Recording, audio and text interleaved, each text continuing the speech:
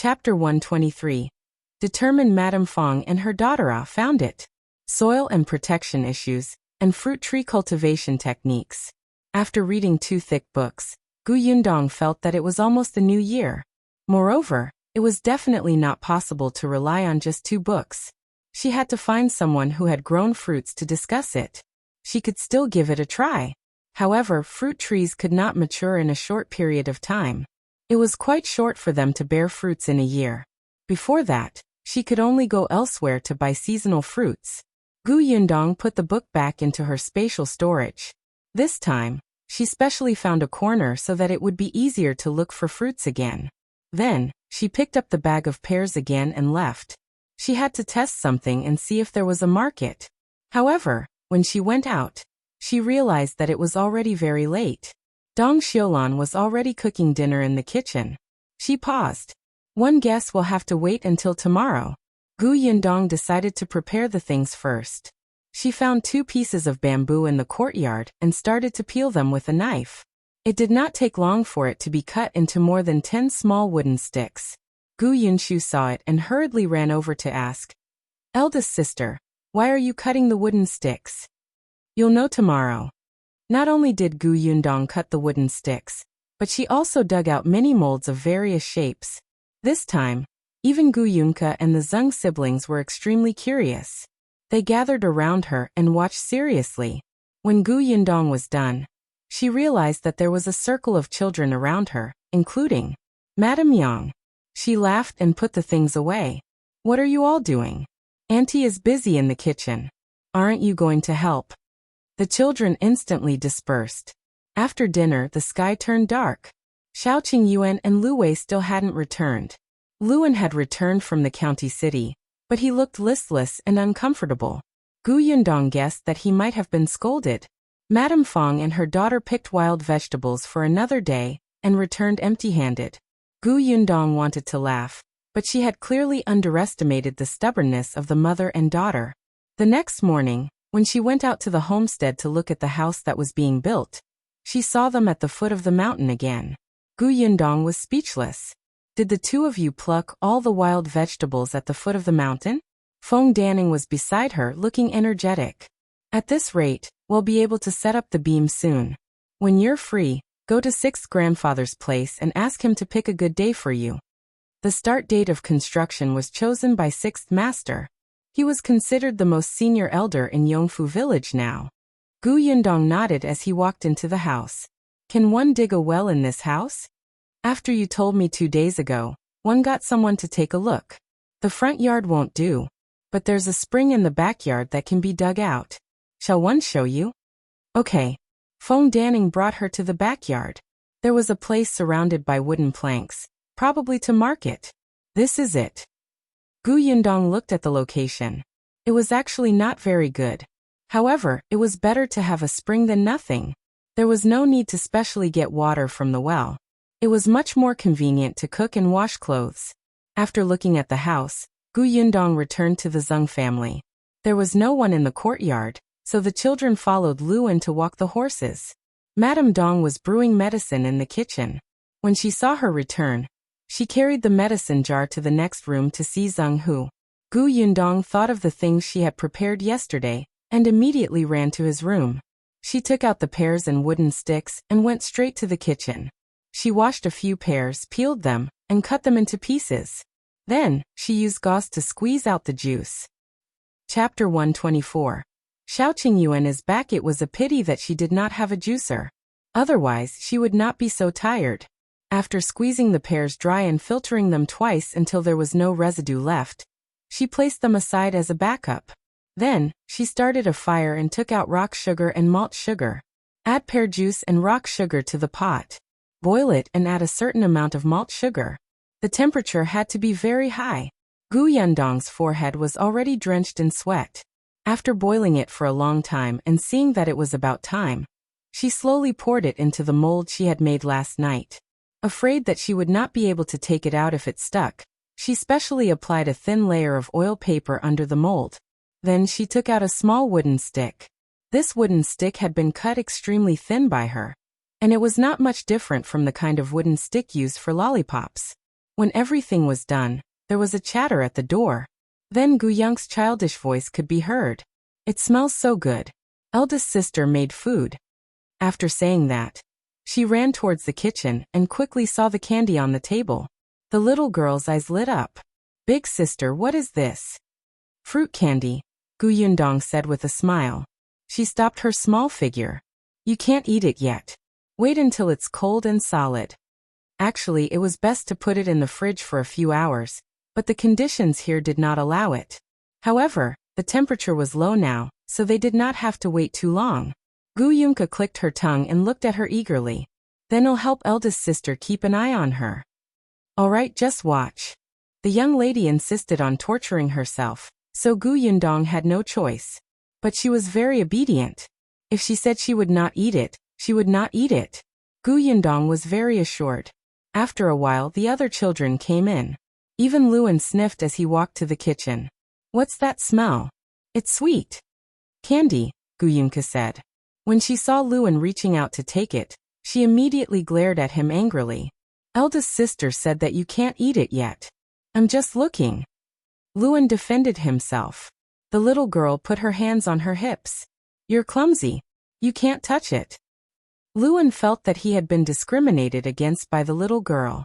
He wanted to defend himself, but Gu Yunshu and the Zhang siblings were already standing on the side with the little girl, guarding against him. Luan was speechless. After all, he was the young master's servant. Why did they act like he had never seen the world? Gu Yundong had already left the kitchen. She took off her apron and went to Sixth Master's house. Since she was free today, she decided to pick a date first. She still had to make a trip to the county tomorrow. Sixth grandfather's house was not far from the village chief's house. He was already 78 years old. In this era, there were very few people with a high lifespan.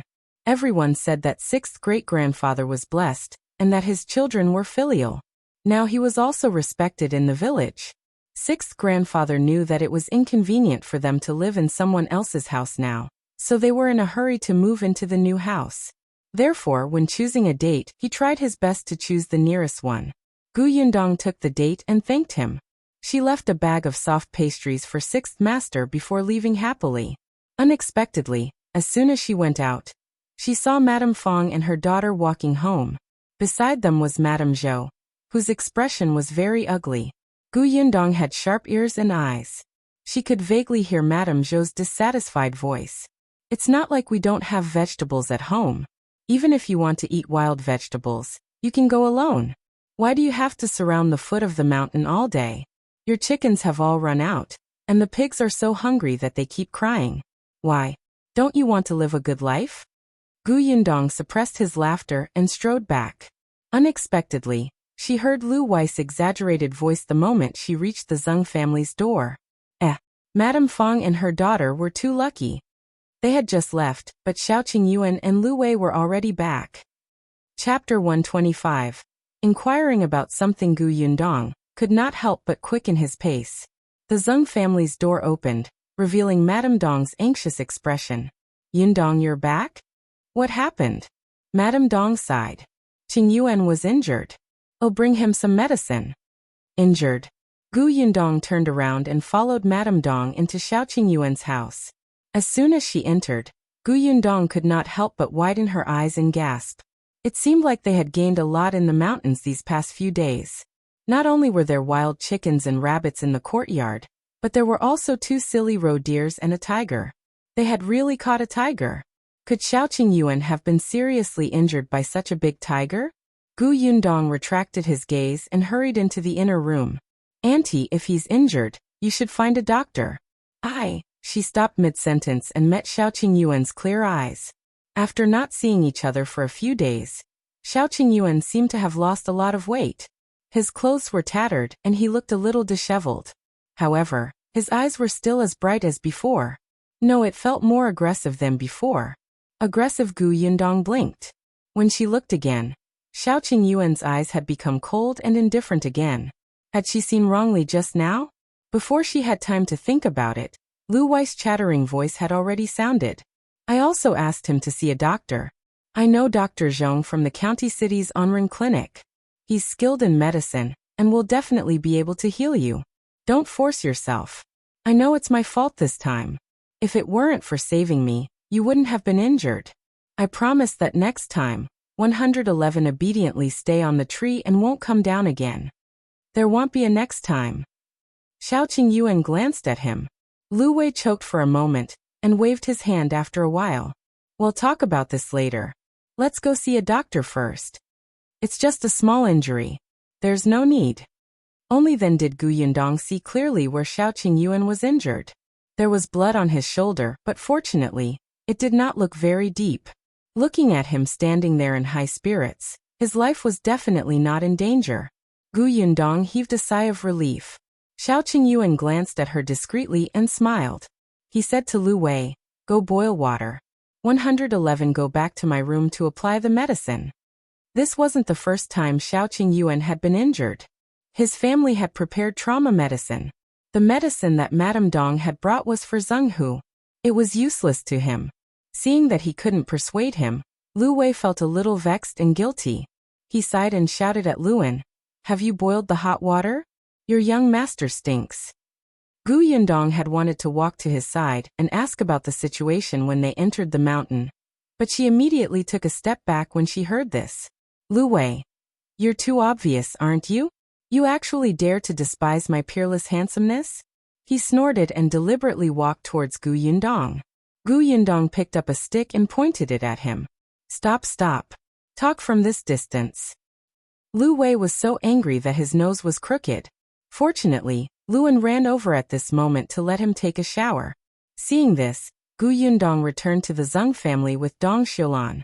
When they were done packing, Yundong came over. Xiao Qingyuan was still wearing the same tattered coat. Yundong frowned.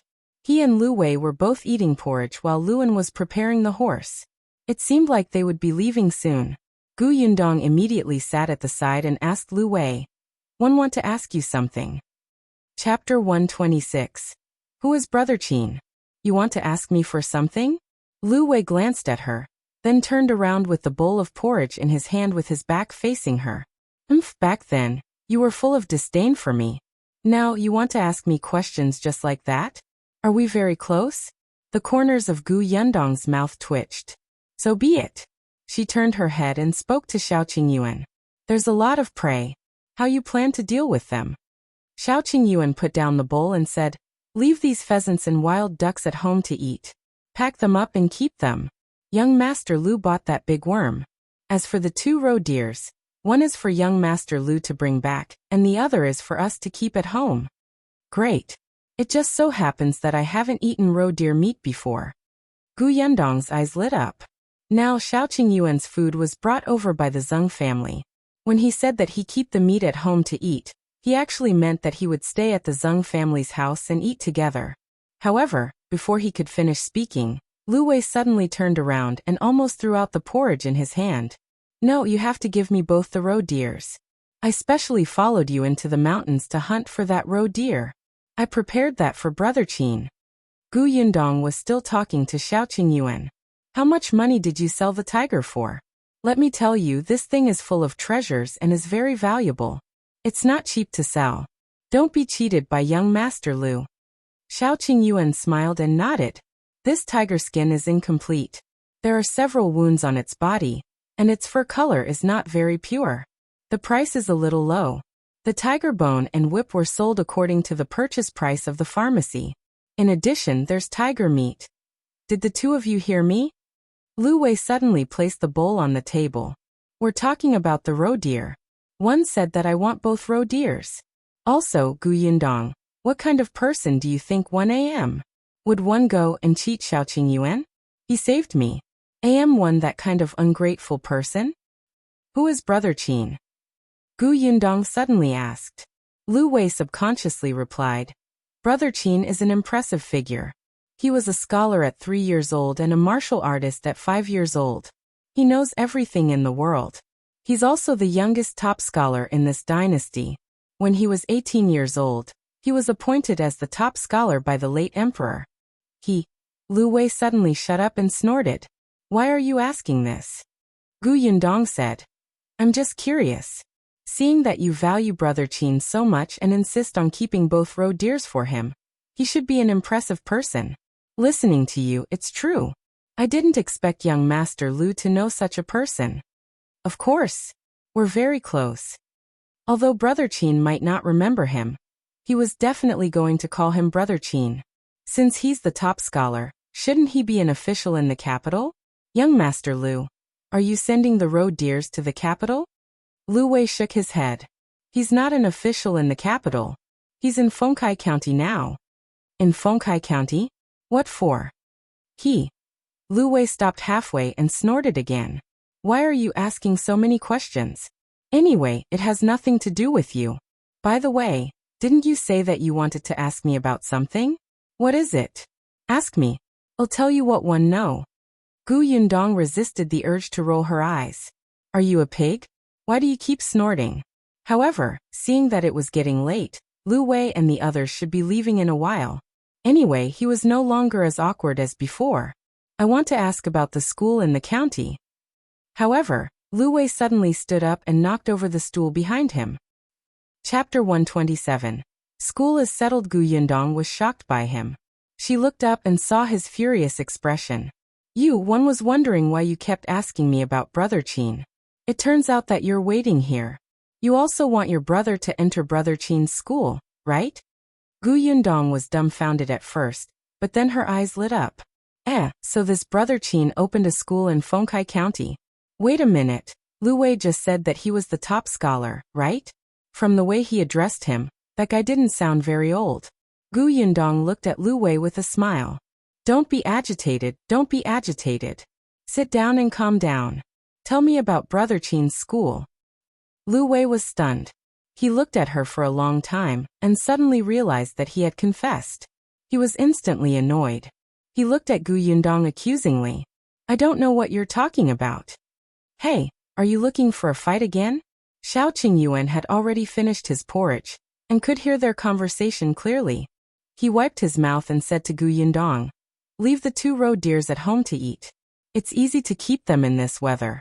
See if you can figure out how to make more dishes with the deer meat. Lu Wei almost fainted from anger. He turned to look at Shao Qingyuan angrily. The latter turned sideways and aimed his injured shoulder at him. Lu Wei immediately became listless. He took a deep breath and told himself that this guy was his savior. He could not be ungrateful. After slowly calming down for a while, he said, forget it, forget it. It's not a secret anyway. Everyone in the county knows. Only people in remote places like you don't know anything. Gu Yundong raised his eyebrows. Go ahead. Brother Qin's original name was Qin Wenzheng. After he became the top scholar at the age of 18, he became an official in the Hanlin Academy in the capital. He was young and energetic, and he was also smart. He was full of ambition, and wanted to make a contribution to the country and the people. But the late emperor, Lu Wei, paused. There was no need to elaborate. Everyone knew. The late emperor was muddle-headed and tyrannical. It was not easy for you to achieve results. Many loyal officials were depressed and even beheaded. In the beginning, Qin Wenzheng was also suppressed everywhere. Fortunately, his position was not high and he did not have any backing or real power. In the eyes of those in high positions, he was not a threat. Although someone like him could easily become a pawn for others to use, Qin Wenzheng still had a brain. He had safely dodged several dangerous situations. It was also because of this that he no longer charged forward. After that, for some reason, Qin Wenzheng suddenly resigned from his post and traveled far and wide with his wife. In the end, they stopped at Fengkai County. Others didn't know the reason for his sudden resignation, but Lu Wei's family had connections. It was said that Qin Wenzheng had met the crown prince, who was now the new emperor, before he resigned. No one knew what they had discussed. Lu Wei lowered his voice. Let me tell you, now that the new emperor has ascended the throne, a capable person like Brother Qin will probably be summoned back to the capital soon. Therefore, it's impossible for you to send your brother to study in his school. How can he still accept students at this juncture, right? Oh, Gu Yundong was enlightened. She looked as if he had a point. However, in the next moment, her voice changed and she asked with a smile. Then why are you giving him the roe deer? Isn't it to enter his school? Chapter 128. Madame Fang wants to see young Master Lu Wei realized that this woman was not easy to deceive at all. She was too uncute. He sat back down angrily. I'm friends with him, aren't one? Seeing that he might be returning to the capital, I'm sending him some delicious food. Besides, I'm already so old. How can one enter his school? Yundong nodded. Isn't that just nice? You have a relationship with him, and one have a relationship with you. Then do me a favor and talk to him nicely. How about he accept my brother as his student? Didn't I say that he... I know, but didn't you say that it's possible for him to return to the capital? It's just a possibility. You're not sure yet. Of course, even if he really wants to return to the capital, he used to be the top scholar in the examination. His knowledge must be very good. It's worth it for my brother to be his student for a day or a month, right? Lu Wei's eyes widened. F*CK, F*CK, F*CK, F*CK. Could this woman read his mind? How did she say what he was thinking? Yundong looked at him with a smile. Beside him, Qingyuan tilted his shoulder. Lu Wei held his chest. Why was he so kind? If he was as heartless as Peng Zhongfei, he wouldn't have to care about this adulterous couple. After a moment of silence, he finally gritted his teeth fiercely. He lowered his head and muttered. What friendship? One don't have any friendship with Brother Qin. Otherwise, why would I send roe deer meat so that my brother can enter his family's school? Cough cough. Yundong choked on her own saliva. Lu Wei flew into a rage out of humiliation. Why? Do you think it's so easy to enter his school? The young master of the county magistrate's family wanted to learn from him, but was rejected. He didn't give him any face at all, okay? Brother Qin has his own way of accepting students. It's not useful just because you're rich and powerful. It's also not based on talent and looks. It's not easy to enter, okay? Could it be that the roe deer meat? Yundong guessed softly. You're smart. Yundong was speechless. Why did she feel that this reason was even more unreliable? However, Lu Wei lowered his voice mysteriously and said, This is a secret that one deduced myself. I've asked someone to keep an eye on the Qin family for a long time. I realized that the servants of the Qin family often go to buy wild animals. Last time, Brother Qin took in a student because that student's father gave him a large piece of roe deer leg.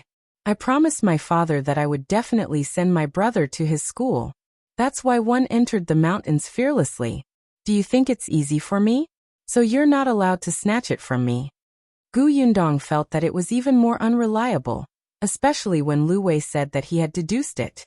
The credibility was zero. When are you sending the roe deer to his house? In a minute, while it's fresh. Yundong smiled. Bring me along. Not a chance. Yundong analyzed for him. Look, you want to bring 2 roe deers and a tiger to the county city. Oh, and the few of you. That carriage will definitely not be enough. 111 lend mine to you. Besides, I guarantee that I won't say a word when I go. I'm just going to see the world and won't fight with you for the spot. Besides, one might be able to help you? Lu Wei frowned. Why did she sound so reasonable every time she spoke? That's fine. His stance could be said to be very unstable. Qingyuan saw that they were done talking. Let's go then. As soon as she finished speaking, Dong Xiulan suddenly came over from next door. She looked at Lu Wei and said, Sister-in-law Fang is here. She wants to see young Master Lu. Chapter 129. So what if I hit you? Lu Wei was confused. Sister-in-law Fang? Who? It's the mother and daughter who brought you to Yongfu village, Yundong said. This person's memory was really bad. Lu Wei suddenly reacted. It's them. Then let them come over. Dong Xiulan was in a difficult position. She hesitated for a moment before saying, They said they don't dare. That was why she went to the Zheng family and waited for young Master Lu there. Lu Wei frowned. Don't dare what? Don't dare to see me? They don't dare to see me. Qingyuan said. Lu Wei blinked. Why? Halfway through he remembered. Oh, I know. Back then, they seemed to have said that you were a wolf cub and were very scary. Yundong glared at him fiercely. Don't speak if you don't know how to speak. You're the wolf cub. Qingyuan saw her small actions and couldn't help but smile. He was in a good mood. Lu Wei, on the other hand, was baffled by the glare. He said with a dumbfounded expression, "I didn't say anything. But then again, why do they call you a wolf cub? One don't think you're scary at all. TSK, forget it. Since they don't dare to come, don't come. I'm busy. I won't see them." In any case, they were not familiar with each other, so it was probably nothing important. Yundong wanted to laugh. How many times had Madame Fang and her daughter been back and forth at the foot of the mountain? Previously, they had been brought home by Madame Zhou. When they heard that Qingyuan and the others were back, they immediately ran over. Their spirit was really admirable. Dong Xiulan went back. She was just passing on the message. She wasn't familiar with young Master Lu, so she naturally wouldn't say anything. Lu Wei immediately threw Madame Fang and her daughter to the back of his mind, and began to urge Yundong. "It's getting late. Let's set off now. Hurry back and prepare the carriage. We'll leave immediately." "Alright, let's make things clear first. Javili carriage is meant for people." Without waiting for Lu Wei to retort, she continued, "My carriage is newly bought. If you put the tiger and roe deer inside, what if my horse is frightened because it hasn't been trained?" Lu Wei could only nod when he heard that. Only then did Yundong leave the Shao family and return to the Zheng family. Unexpectedly, Madame Fang and her daughter did not leave. Qingyuan immediately stood up when she saw Yundong. She walked up to her and asked, "Why doesn't young Master Lu want to see us?" "How would one know?" Yundong looked puzzled. "Did you say something to young Master Lu? Did you say something bad about us? You were in the Shao family just now, right?" One couldn't tell Yundong. "In order to get close to young Master Lu, you're not even afraid of the wolf cub." Yundong looked at her coldly. "Say that again. You act like you don't care about anything on the surface, but in fact, aren't you trying to climb up the social ladder? When you saw that young Master Lu was rich, you waited eagerly. You didn't even care about avoiding suspicion. As soon as he came back, you stuck to him." Slap. Yundong raised her hand and slapped her. Madame Fang had been watching coldly from the sidelines. When she saw this, she rushed over and pulled Qingyuan back. Then she looked at Yundong in shock. "How dare you hit someone? So what if one hit you? Your mouth is so dirty. You should wash it properly." Yundong took a step closer. "Do you think that everyone has the same thoughts as you? Who is the person who has been wandering around the foot of the mountain for 2 days? Do you think that everyone is blind and can't see clearly? Who in the entire village doesn't watch you and your daughter make a fool of yourselves? If it weren't for the village chief, you would have been spat to death." Chapter 130, Sudden Despair. 2. Zhao Ritian waved his hand, and decided to settle this matter quickly. When the 5 people opposite heard Zhao Ritian's words, they immediately revealed happy expressions. They knew that this matter had finally been resolved. However, just as the 5 of them were about to leave, a sudden change happened. How? Suddenly, a roar came from behind the 5 of them. The sudden sound frightened the 5 people because they were very familiar with that cry. That cry was completely a zombie's cry. The 5 of them hurriedly turned around, and were shocked to see that their boss had turned into a zombie. At this moment, their boss still had an arrow stuck in his head, but it did not affect the other party's activities. After the other party saw the 5 of them, he pounced on them. Faced with this situation, the other 5 people had never expected to see something like this. Especially shocking was their boss, who suddenly turned into a zombie and pounced over. This development immediately frightened the 5 people. All of them wanted to escape quickly. Unfortunately, the boss didn't become completely stiff after turning into a zombie. He quickly pounced on one of them. Then they heard a series of tearing sounds. The young man who was pounced on was instantly bitten by the zombie boss. Quickly pull away from the other party. No, you can't pull away. He will be infected if it's already bitten him. At this moment, the others immediately reacted. A few of them wanted to pull away from the other party, but when they thought that the other party had already been bitten, they completely gave up on this idea. What are you looking at? Run quickly. Let's run in all directions. Run in all directions. Hurry. Upon hearing this sudden sentence, The remaining 4 people instantly ran in 4 directions. Now that a zombie had appeared in this place, it was completely unsafe. Therefore, they could not stay here. The most important thing was to leave this place first. Just as Zhao Ritian was about to leave with his sister, he suddenly realized that the 2 people who had been shot by his sister had also gotten up. After they got up, they charged towards Zhao Ritian and his companion. They opened their bloody mouths, looking extremely ferocious. It was as if they were going to take revenge on Zhao Ritian and the other person for the previous hatred and conflicts. Seeing the 2 zombies rushing over, Zhao Ritian did not escape immediately. Instead, he gritted his teeth and raised his shield, knocking one of the zombies to the ground. "Quick, go and help my sister. I'll deal with this zombie," Zhao Ritian hurriedly said to Chu Xiao. At the same time, he held his shield and kept hitting the zombie that he had knocked to the ground. Bang, bang, bang, bang. A crazy smashing sound rang out. Zhao Ritian ruthlessly smashed the zombie on the ground, not letting it move at all. At the same time, Zhao Rishan's sister also raised her bow and shot the calf of the zombie opposite her. Soon, the zombie fell to the ground. Clearly, she knew very well how to deal with such zombies. They had to have dealt with many other zombies before, which was why they were so experienced. "I'll control his movements. You think of a way to smash his head." Zhao Rishan's sister quickly revealed her plan. They had dealt with this kind of zombie before. They knew that as long as they smashed their heads, they could get rid of the zombie in front of them. As long as they attacked fast enough, they could completely finish off the 3 zombies quickly. When Chu Xiao heard this, he did not do anything. Instead, he just watched calmly. When Sister Zhao Yutian saw Chu Xiao's actions, she immediately felt that something was amiss. However, she had no room to keep talking and persuade him. Instead, she hurriedly took out a hammer from her backpack. She walked past Chu Xiao and smashed the hammer in her hand on the zombie's head. Immediately, blood splattered. Soon, after a series of crazy beatings, the zombie was finally killed completely. Chu Xiao could tell that the other party had specially thought of a way to flip the zombie's body, so that the back of its head was facing the sky. The other party was desperately beating the back of the zombie's head into pieces. At this moment, Zhao Ritian had also finished off the other zombie using the shield in his hand to smash the back of the zombie's head into pieces. Clearly, the 2 of them had already discovered the zombie's weakness, so they attacked very decisively and ruthlessly without any hesitation. After his sister intercepted the 2 zombies, Zhao Ritian and his sister hurriedly looked at the last zombie. However, at this moment something even worse happened.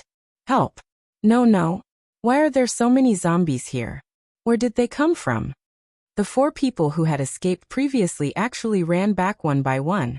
However, the 4 of them were in a very bad state, because 2 of them were actually holding each other's arms and necks. It was obvious that they were injured. In addition, they could completely understand what the other party had said earlier. The other party had been bitten by a zombie. "Stop following us. You've all been bitten by zombies. You'll definitely become a zombie. Do a good deed and lure the zombies away." The other 2 young men shouted angrily at the 2 people who had been bitten. In their opinion, since he had already been bitten, he should not continue to follow them. They might as well act honorably and sacrifice themselves to lure the 2 zombies away. That way the other 2 could be safe. Don't even think that he'll die alone. Don't even think about surviving on your own. We must die together. The eyes of the 2 young men who were bitten were also red. They didn't care at all, and couldn't help but roar angrily.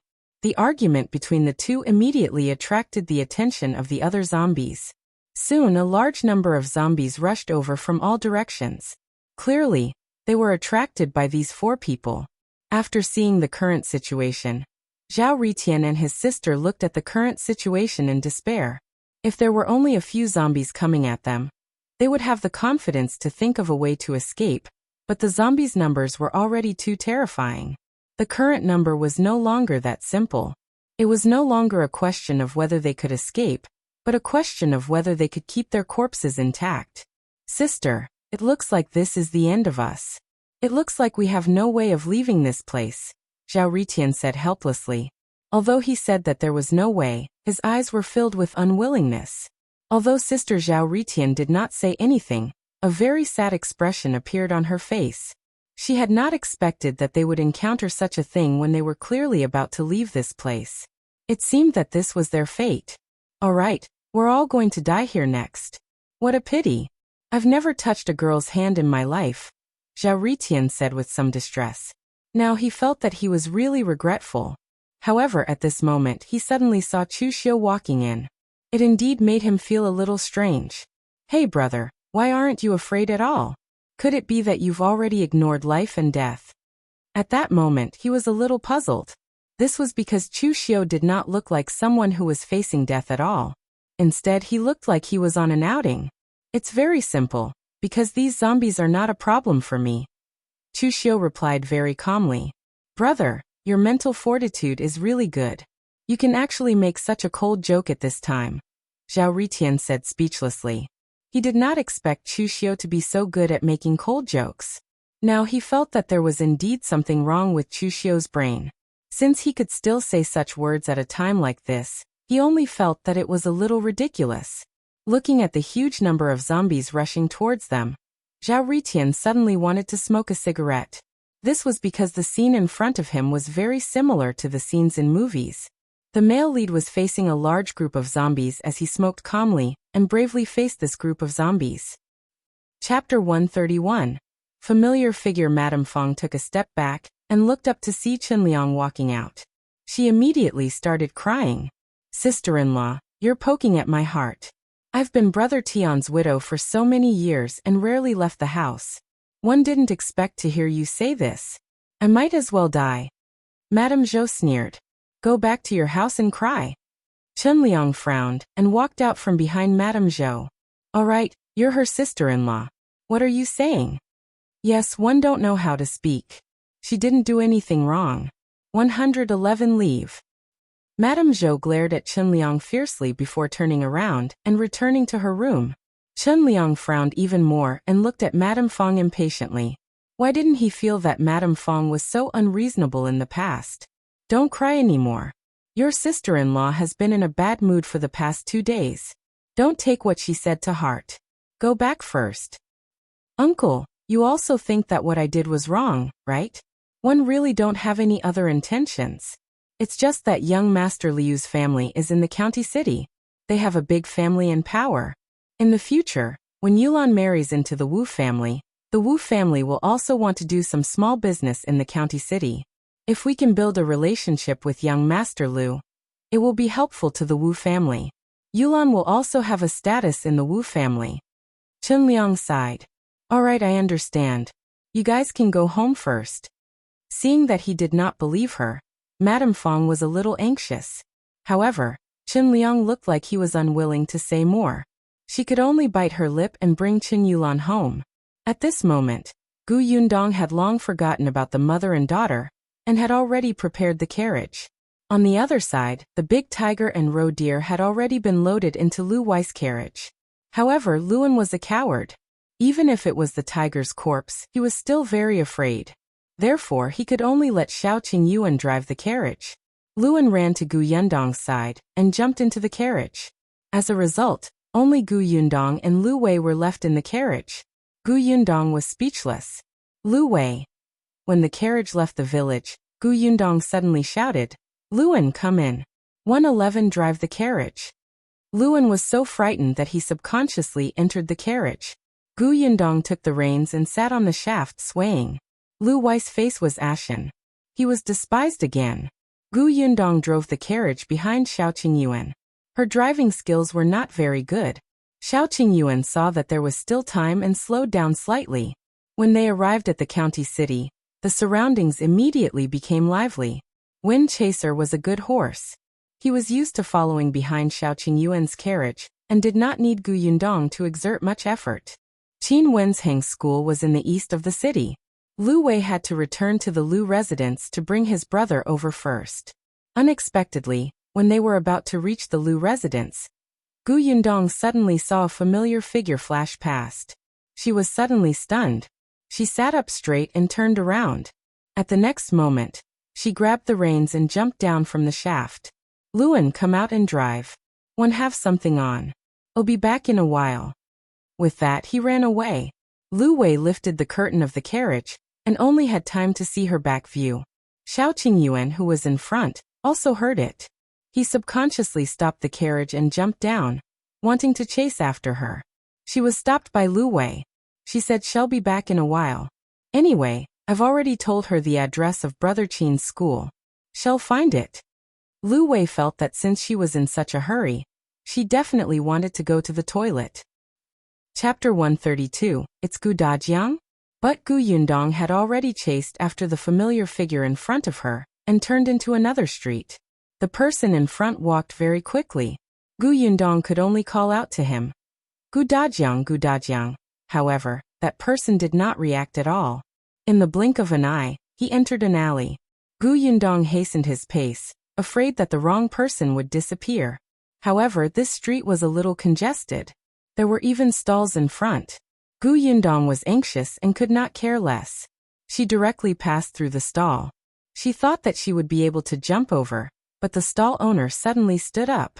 Gu Yundong avoided her, but she did not avoid the basket on the ground. The basket fell, and Gu Yundong could vaguely feel the things inside fall out. She did not even have time to take a look. She only said to the stall owner, I'm sorry, big sister. 111 come back and compensate you later. As soon as she finished speaking, she turned into the alley. Seeing that the person in front of him had not disappeared, Gu Yundong finally heaved a sigh of relief and hurriedly ran forward. Gu Dajiang, father, you. That person turned around and Gu Yundong choked on her words. No, it wasn't Gu Dajiang. She had recognized the wrong person. That's right. This is a small county city under the Xian'er prefecture. The probability of meeting Gu Dajiang is too low. How could it be him? However, this person's side profile was too similar. That person looked at Gu Yundong in confusion. Miss, what's the matter? If there's nothing else, I'm leaving. I'm on my way. I'm sorry, I mistook you for someone else. Gu Yundong smiled apologetically. After watching the person walk away, she let out a sigh of relief and patted her face. It doesn't matter. We'll find him one day. Right, that vendor. Gu Yundong hurried back to the basket that she had knocked over earlier. Only then did she see what was in the basket. It was oranges. More than half of the oranges had fallen to the ground. The couple who sold them were squatting on the ground to pick them up. Gu Yundong quickly picked the oranges up and lowered her head to apologize. I'm sorry. I ran in a hurry just now and knocked over your basket. Count how many of them are broken. I'll compensate. No need. No, it's not broken. The man at the side immediately waved his hand and shook his head repeatedly. Gu Yundong looked up and met the man's face. He was stunned. You are. He looked familiar. However, the man suddenly lowered his head and turned slightly to avoid her gaze. Gu Yundong frowned and looked at the woman beside him. Then, she came to a realization. It's you. Zhuangzi's parents had seen him once, so they almost didn't recognize him. Zhuangzi's father was called Shi, and his mother was called He. According to Dong Zuyan, this couple was very timid. It seemed that they had encountered something in the past. Now they did not dare to fight or snatch anything. They would retreat when they could. She did not know how these two cowards raised their children. Her son had become a rogue, and her daughter was also smart. No wonder when she had asked the four families to compensate her, the Hu family had pestered them endlessly, but this family had immediately nodded and said that there was not enough money. They had obediently gone to gather money. They were so obedient that Gu Yundong felt like he was bullying an honest person. Miss Gu, the oranges aren't broken. Let's just wipe them. You, if you have something to do, go ahead, he said softly. In the eyes of the couple, Gu Yundong was a little scary. After all, even someone like Hu Liang could not do well in her hands. Not only was he beaten up, but he also lost money. Chapter 133, Brother Qin, take it for a moment. Gu Yundong felt that she might be a devil. The corners of her mouth couldn't help but twitch. She placed the oranges in her hand into the basket. Then she narrowed her eyes. She hadn't looked carefully just now, but now, she noticed that the oranges in the basket were all plump and round. The skin was yellow and orange, and the shape was even. They were arranged neatly in the basket and looked indescribably beautiful. Did you plant this? Gu Yundong asked. He was stunned for a moment before nodding. We planted them. There aren't many of them. The fruits this year are quite good, so we chose this place to sell them. Do you want to eat them? These oranges are delicious. Gu Yundong nodded. He smiled and immediately peeled the orange for her. Gu Yundong looked at the orange in her hand. It was thin and juicy. After tasting a piece, her eyes lit up. It was really delicious. It was natural and unpolluted. It was even sweeter than the oranges in her space. She looked at the couple in surprise. She did not expect them to have such ability. Rubbing her chin, Gu Yundong wondered if she should trick the two of them into helping her plant the orchard. She was in need of experienced manpower. She would ask the village chief about their past. If it was appropriate, she could get busy. Gu Yundong ate an entire orange in a few bites, and then picked a few more from the basket. He and Shao looked at each other. They were both worried, but they did not dare to say anything or ask anything. After Gu Yundong picked 4 or 5, he stopped, looked up, and said, "I'll take these first. Can you sell the remaining 20 or so, and bring them back to Yongfu village for me? I don't have anything to pack and can't take them. I'll pay the money to you when one return to the village later, alright?" Shao blurted out. "You want to pay?" Gu Yundong blinked. "Don't one have to pay for things?" No, did they think that she was a freeloader?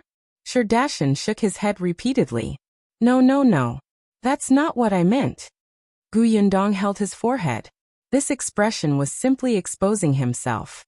Seeing that it was getting late, she bade them farewell. "Then it's settled. I still have something to do, so I'll leave first." She came and left in a hurry. Carrying a few oranges, she went straight to Qingyuan's school. She was panting after running for so long. But before she could reach her destination, she saw Shao Qingyuan and Luan walking over with the carriage. As for Lu Wei, he followed behind the carriage dejectedly, looking like he had nothing to live for. Was this a failure? And why was he out so quickly? Where was his brother? Didn't he say that he would go to the Lu residence to pick up his brother first? According to Gu Yundong's speculation, it would take at least an hour for Lu Wei and the others to return to the Lu residence to pick up their younger brother, and then go to Qingyuan's school to deliver the roe deer meat, right? At the very least, if Lu Wei nagged seriously, it would definitely take more than an hour. But how long had it been? Gu Yundong walked over and distributed the oranges in his hand to Shao Qingyuan and Luan. He asked softly, "Is his brother Qin unwilling to accept his brother as a student?" "No, he isn't," Shao Qingyuan said. Gu Yundong's eyes widened. He actually accepted it. But she pointed at Lu Wei in surprise. "Then why does he look like the sky is falling?" Look. At this moment, he was knocking his head against the carriage. Luan was so frightened that he almost threw the orange away to save him. Chapter 134. Bring back the roe deer. Before Shao Qingyuan could answer, Lu Wei was already standing in front of Gu Yundong. His eyes were wide open, and his lips were pursed tightly. He panted heavily, looking furious. Gu Yundong blinked and blinked again. "Wasn't it your wish to accept your brother?" "But what does that have to do with me?" "Huh," Gu Yundong replied. Lu Wei was already exasperated. "Brother Qin accepted my brother not because I risked my life to go deep into the mountains to hunt those 2 roe deers, but because he owes my family a favor." Gu Yundong was enlightened. "So even if you didn't give him the roe deer, he would still accept your brother, right?" "That's right. His father had lied to him. This definitely wasn't his biological father." "No." Gu Yundong narrowed his eyes and glanced at the carriage behind him. He asked, "Then can you give me 2 roe deers? I've already given them to Brother Qin." "Since those 2 roe deers are useless, why did you give them away?" Gu Yundong wanted to pry open his brain to see if they were made of paste. Lu Wei also wanted to cry. "Do you think I want to? One gave him the 2 roe deers before he told me that he owed my family a favor." Gu Yundong clicked his tongue. As expected of the top scholar at such a young age, he's indeed sinister. "That's right. I've already given it away. One can't go back on my word and ask him to take it back, right?" Lu Wei used to think that Qin Wenzheng was noble and magnanimous. When the court was in turmoil, he was a very far-sighted gentleman. As expected, he was still inexperienced. Gu Yundong looked at him. Why can't I take it back? He accepted your brother to return the favor. If he accepts the roe deer, it's equivalent to not returning the favor. Let's go and ask him to take it back now. Lu Wei was stunned. This made a lot of sense. He really followed behind Gu Yundong and returned to school. Shao Qingyuan gave his carriage to Luan and quickly followed. The school was not far away. Gu Yundong stood at the door and looked up at the signboard above his head. The corners of his mouth could not help but twitch. Indeed, talented people were willful. They didn't even give a name and just called it a school.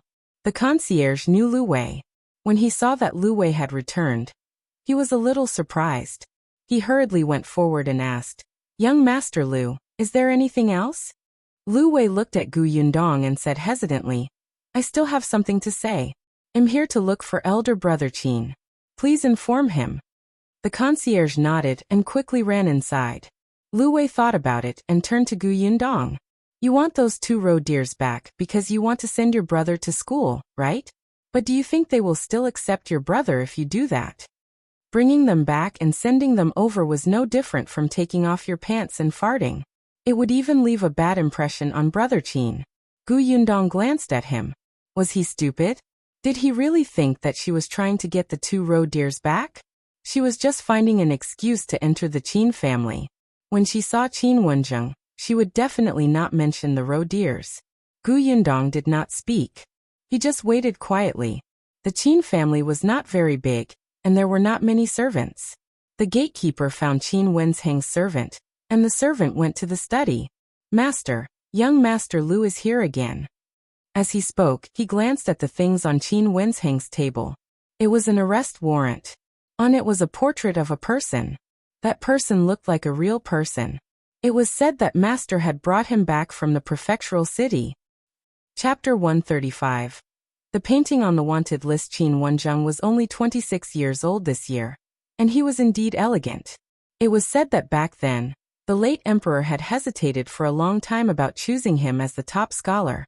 After all, since ancient times, the top 3 candidates had won with their looks. At that time, the 3rd place was already in his 30s, and he was still a little inferior to this man in terms of looks. Later on, there was still an old minister who argued on the basis of reason. He felt that the scientific examination valued knowledge, and appearance was secondary. Moreover, an 18-year-old top scholar would bring glory to the country. Especially it happened during the previous emperor's reign. It could be recorded in history. Perhaps the last sentence had touched the late emperor's heart. He waved his hand on the spot and Qin Wenzheng became the top scholar, the most handsome top scholar in history. Now that a few years had passed, other than the fact that his aura had improved, his appearance had not changed much. Hearing the servant's words, he frowned slightly. He was a little unhappy that he was disturbed. Without looking up, he said that Madam and I are out. He won't see us. After saying that, she lowered her head and looked at the wanted poster on the table. Beside the wanted poster was a piece of paper with a half-drawn picture on it. It was an imitation of the person on the wanted poster, and Qin Wenzheng was holding a charcoal pen in his right hand. Upon hearing this, the servant turned around and ran out of the study. He did not expect to run into Qin Wensheng's wife, Madame Ge. Madame Ge walked in with a plate of pastries in her hand and smiled. "Why didn't I know I was going out?" Qin Wenzheng raised his head and waved for the servant to leave quickly. He went over to take the pastries. "Why are you here? Aren't you riding with Ning?" She went to see the 2 roe deer. She was overjoyed to know that there would be wild animals for dinner. Madame Ge walked to his desk and saw the wanted poster. She then looked at the half-drawn map beside it. She laughed. "Master is indeed amazing. You've already learned how to draw like this." Qin Wenzheng shook his head. "Not yet. I feel like something is missing." Something was wrong. "Isn't it good? They're very similar." Madame Ge looked at it carefully for a moment, and felt that it was very lifelike. However, Qin Wenzheng was very dissatisfied. He sat at the side and took a sip of tea. He said, "Prefecture Magistrate Dai is too petty. No matter how I asked him, he refused to tell me who drew this arrest warrant. He said that he promised that person not to leak any news about him." Madame Ge covered her mouth and laughed. You're the one who taught me to keep my word. Why? Do you want the prefecture magistrate to go back on his word now? He didn't say anything because he wanted to protect the painter's identity, so that he wouldn't be in danger. I won't tell anyone. I just want to exchange painting skills with him. Qingyuan picked up the one he had drawn. He paused for a moment, then crumpled it into a ball and threw it away. Madame Gu could not stop him and looked at him helplessly. However, Qingyuan stood up. No, one have to go to the prefectural city. There are only so many painters in the prefectural city. I'll find them eventually. As he spoke, he left the study to call for the servant. The servant had just finished speaking to the concierge when he rushed back. At this moment, Yundong and the rest also saw the concierge who had just returned. Master and Madam just went out. Nonsense. You're the concierge. Wouldn't you know if they went out? Lu Wei was dissatisfied. The concierge said helplessly. They went out the back door. I couldn't see them either. Yundong pulled Lu Wei. Forget it. It seemed like he didn't want to see her anymore. It would be too ugly and repulsive to argue at the door like this. Chapter 136. Someone is looking for you outside. The three of them returned to the carriage. Yundong then asked Lu Wei, "Where's your brother?" Oh, he was brought back to the residence by the butler. He said that he had to prepare and would come to school tomorrow. Yundong raised his eyebrows. Then I'll pretend to be your servant tomorrow and send your brother to school. How about that? How could he say no? Yundong smiled. Qingyuan nodded. Good idea. Lu Wei suddenly turned to look at him. What did Yundong say that made you feel bad? You're a man. Can't you have some opinions? It's settled then. Thank you. Yundong happily got into the carriage. Lu Wei sneered. Have you asked for my opinion? He walked angrily to Lu Wei's side. Let's go back. They parted ways and never saw each other again. Qingyuan also got into Yundong's carriage. He was the one who drove them back. When they were almost at the village entrance, it was Yundong. On the way, he talked about this trip into the mountains. Everything was going smoothly, and Qingyuan's plan didn't go wrong. Lu Wei did indeed have some martial arts skills. Although he wasn't very strong, as long as he didn't encounter any big guys, it wouldn't be a problem. He was the one who got one of the roe deers, but he was too excited and overestimated himself. He did not listen to Qingyuan when they encountered the tiger and was targeted by it. Qingyuan had been injured to save him. Fortunately, he had the crossbow that Yundong had given him. The crossbow could be operated with one hand, and it was very fast. It was much more useful than ordinary bows. It was precisely because of this that the tiger skin could not be completely preserved. Although Yundong felt that it was a pity, human safety was naturally more important. He comforted him and quickly avoided the topic. Not long after, the carriage entered Yongfu village. When she arrived at the Zheng family's house, she found that Dong Xiulan had already brought Madame Yang and Zheng Yu to clean up the wild animals in the courtyard. Yundong's eyes lit up. Although there are no roe deers, it's not bad to have wild chickens and rabbits. You like to eat roe deer meat? Qingyuan asked. Not really. I just haven't eaten it before. Qingyuan nodded thoughtfully. After driving the carriage to the Zheng family, he returned. Yundong went to his homestead to take a look. He did not expect Feng Danning and the rest to surround him. Yundong, I heard that Qingyuan hit a big worm. Is that true? Qingyuan and Lu Wei had brought the tiger back from the back door of the Shao family and gotten into the carriage. They were at the foot of the mountain, so almost no one saw them. No one knew who spread it, but no one believed it. A big tiger. That was a big tiger. Could it be easily caught? Yundong nodded firmly. It's true. What about the big tiger? He was taken away by young Master Lu. Oh. Everyone was very disappointed. They still wanted to see it. They had been excited for the entire afternoon, but who knew that they still didn't have the chance? Yundong went home to help cook dinner after visiting the homestead. Unexpectedly, as soon as she reached the kitchen, she found Miss Yunka sleeping on the table with her head tilted. In front of her was pear candy. Oh no, she had forgotten about this. When the little girl heard the sound, she opened her eyes and looked at her pitifully. Big sister, can't I eat it? She had been waiting for an entire afternoon. Gu Yundong coughed lightly and quickly nodded. Sure, sure. The little girl immediately cheered. Oh, go call brother and the others. She was a good child and had to tell her friends if she had food. Gu Yundong laughed and shook her head. She took out the candies. After a while, the young lady came in. Big sister, someone is looking for you outside. Chapter 137. Good farmer Gu Yundong put down the candy in his hand, wiped his hands, and left. He was standing in the courtyard with a basket in her hand. She looked very uneasy. When she saw Gu Yundong come out, Dong Xiulan hurriedly went forward and asked, Sister-in-law sure said that she would give you oranges. I know. One saw her in the city before and told her. Aunt, please pour me a glass of water. Dong Xiulan nodded. All right, there's still ginger tea that I made for the homestead. I'll bring it over. Gu Yundong thanked him and led He to the central room. Aunt, have you sold out the basket of oranges? He quickly nodded. Sai, I sold them all. I met a tea house buyer and saw that the oranges were fresh, so I bought them all. My boss specially picked these and brought them back. Can you take a look? She placed the basket on the table and opened the cloth, revealing more than 10 round and refreshing oranges.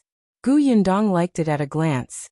He felt a little uncomfortable when she asked him to sit, so he sat on half of her butt. Auntie, calculate how much it is. I'll pay. He was silent for a moment before saying softly, one copper coin each. Gu Yundong frowned. The pears he bought last time were also 1 copper coin each, but the quality of the pears was not good, and they were not very fresh. They could not compare to this orange at all. The price was obviously lower. Auntie, let's go with the market price. If you give me such a cheap price, others will say that I bullied an honest person. At this moment, Dong Xiulan came over with ginger tea. She handed it to He and said with a smile, The Sure family planted oranges well. Last time, a foreign merchant passed by the village and saw it. He bought it for 10 copper coins a catty. 10 copper coins per catty? In this era, a catty was 16 taels. The Sure family's oranges were big and watery. Almost 4 of them would be a catty. This was only what she had bought in the village. It might be more than that if she sold the orange at the market. Gu Yundong knew what to do and took out 60 copper coins. Auntie, keep it. When He saw this, she quickly refused. That's too much, that's too much. Yes, 50 copper coins is the money I paid for the 20 oranges. The other 10 copper coins are compensation for knocking over your basket. When He heard this, she did not dare to take the money anymore. It's not damaged. Why would one want compensation? Gu Yundong had a headache. It was not good to be too polite. Dong Xiulan had been with her for a while and more or less understood her personality, so she pulled He aside to persuade her. Gu Yundong heaved a sigh of relief. In the end, He accepted the 60 copper coins and thanked Gu Yundong again and again before leaving the Zhang family. Her son is a hooligan. I didn't expect the parents to be so honest. Gu Yundong shook his head and turned to look at the oranges on the table. He said to Dong Xiulan, The Sure family's oranges are indeed planted well. They are fragrant, sweet, and big. Of course. Sure Dajiang and his wife are really good at farming, especially those fruit trees. They're just too cowardly. Dong Xiulan admitted that she wasn't bold, but compared to Sure Dajiang and his wife, she could be considered valiant. Gu Yundong thought about it, and felt that she should go to the village chief's house. Aunt, I'll have to trouble you to cook dinner with my mother. I have something to do and have to go out. Hey, it's so late. Why are you still going out? I'll be right back. With that, Gu Yundong walked out of the Zhang family's door.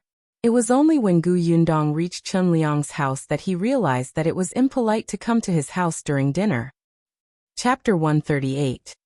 The Sure family's past. Fortunately, when she entered, Madame Zhou had just started cooking. Chun Liang was a little surprised to see her. Why are you here at this time? Are you looking for me? I want to ask Uncle Chun about something. Chun Liang walked to the central room and sat down. He pointed at the chair opposite him. Ask away. It's about Sure Dajiang's family. One met them selling oranges in the city today. They looked big and sweet. Auntie Dong said that the couple is very good at planting fruit trees. One won't hide it from Uncle Qin. I want to plant some fruit trees, but I don't know much about this. Qin Liang was a little surprised. You want to plant fruit trees? Yes. In any case, the village chief would know if she bought land later. Qin Liang lowered his eyes and thought for a moment before saying, the older people in the village know what's going on with the Xian'er family. It's fine to tell you. Don't think that Zhuangzi is so unreasonable, but his parents are good. If you want to ask them for help, look for them. They're reliable. Yundong was surprised. From the sound of it, there seemed to be more to it. Everyone in the village says that Dajiang and his wife are timid and weak. They will only lower their heads and admit their mistakes when they are bullied. Actually they were not like this in the past. When the two of them first got married, they were energetic every day. In the beginning, they even bought a piece of land and planted fruit trees. Not to mention, they planted fruit trees better than the villagers. Not only were there oranges, but there were also pears, dates, persimmons. When those fruits ripen, they looked really good hanging on trees. What a pity. Qin Liang shook his head. At that time, there was a landlord in the neighboring village who took a fancy to that fruit forest and insisted on buying it. He even offered a low price. How could this person be willing to sell the fruits that he had painstakingly planted? Yundong was puzzled. The landlord of the neighboring village had such a long reach? At that time, I wasn't the village chief yet. The person before me was a greedy person. He took some benefits from the landlord and helped the landlord force the Xian'er family to give up the fruit forest. Dajiang was still a little hot-tempered at that time. He argued with the landlord and chased the servants of the landlord out. After a while, the commotion became bigger and bigger. In the end, Dajiang's parents died. Yundong's eyes widened. You mean? Qin Liang sighed and nodded. The landlord got someone to do it. The entire Xian'er family was beaten up. Dajiang and he were young. They would be fine after resting for a while. His parents were old. They fell sick every other day because of the previous incident. After suffering again, they didn't make it. His parents had both passed away, and the fruit forest had not been saved. His family was in a mess, and Dajiang had collapsed. His vitality seemed to have been forcefully sucked away just like that. At that time, Zhuangzi had just been born. Before his parents died, they reminded him not to resist. Their family had no background or backing, and those relatives did not dare to help them offend the landlord and village chief. For this family and for the newborn Zhuangzi, they should tolerate it if they could. They would retreat if they could and try not to become enemies with others. Since then, Dajiang and his wife's temperament had changed drastically. They did not argue with the landlord again. From then on, they did not walk around outside much and mostly stayed at home. As for Zhuangzi, he became more and more rebellious because he was dissatisfied with his parents.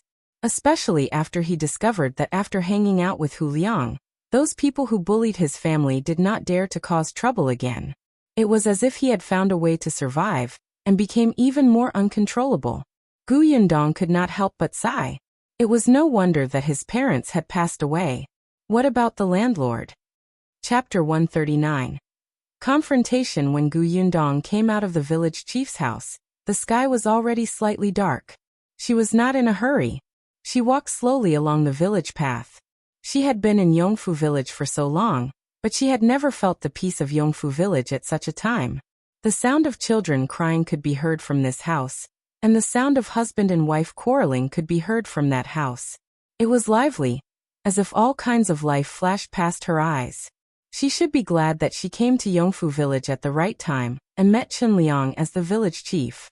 The former village chief was said to have drunken alcohol one night, and had not found his home after leaving. He had frozen to death outside on a snowy day. Everyone said that he had done too many bad things and received retribution. The landlord didn't have a good ending either. A few years ago, Fengkai County had the current county magistrate. The landlord did something evil and bumped into the county magistrate. His house was confiscated, and the landlord was beheaded. His family was exiled. Unfortunately, the Xian'er couple's temperament had already been set. Even if the two mountains that suppressed them were gone, they would not be able to turn around. However, Qin Liang was right. This did not stop her from asking them for help.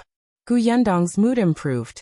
She could not help but smile when she walked into the Zhang residence, until she saw the children confronting each other in the courtyard. On the left were Gu Yunshu, Niu Dan, the three Zhang siblings, and Madame Yang. On the right was Gu Yunke.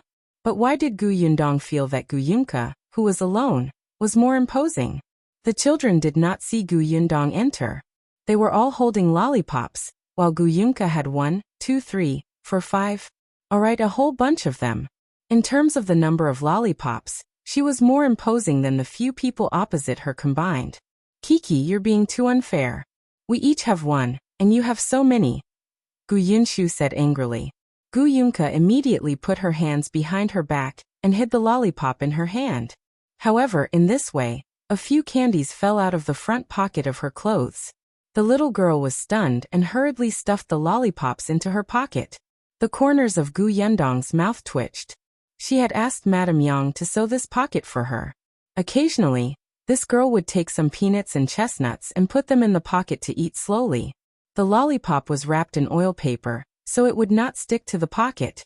After stuffing the lollipop into the front pocket, the little girl realized that the lollipops in the two sides of her pants had fallen out again. She was so anxious that she was sweating profusely. In the end, she simply pulled off the hat on her head, put the lollipop inside, closed it, and hid it behind her back. Then she raised her head. Her hair was bouncing because she had lost her hat. Look, I didn't. Gu Yunshu was furious. It's in your hat. Hiding the candy in front of everyone. Did she think they were all blind? The little girl shook her head vigorously. One said no, so I didn't. Kiki, give each of us another one. You can have the rest, okay? Niu Dan coaxed her. He had licked the lollipop just now. It was simply too delicious. He felt like he was about to ascend to heaven. It was much, much better than sweets. He couldn't bear to eat another bite. Gu Yundong shook his head. He walked behind Gu Yunke and took the hat from her hand. The little girl was stunned and hurriedly turned around. When she saw that it was her eldest sister, she immediately pouted and looked at her pitifully. One didn't. That aggrieved expression, as if tears were about to fall the next moment. Chapter 140. Nice, delicious, not greasy. Gu Yundong could not take it anymore. She quickly took one out of her hat and gave it to her. You can't eat too much sugar, or your teeth will rot. In the future you won't be able to eat braised pork, rabbit meat, or chicken. The little girl swallowed her saliva and looked at the lollipop eagerly. Then one, then I. She couldn't finish the rest of the sentence. Gu Yundong smiled. How about this? I'll keep the candy for now. I'll give you one a day, okay? As she spoke, she looked at the other children. You too. You can't eat too much sugar. In the future, take one every day to develop a habit. Otherwise, if I make all kinds of sugar in the future, you won't be able to keep your teeth. Gu Yunshu's eyes lit up. Eldest sister wants to make all kinds of sugar? Niu Dan and the others' focus was on another thing. Can we eat candy every day? This was a very extravagant thing.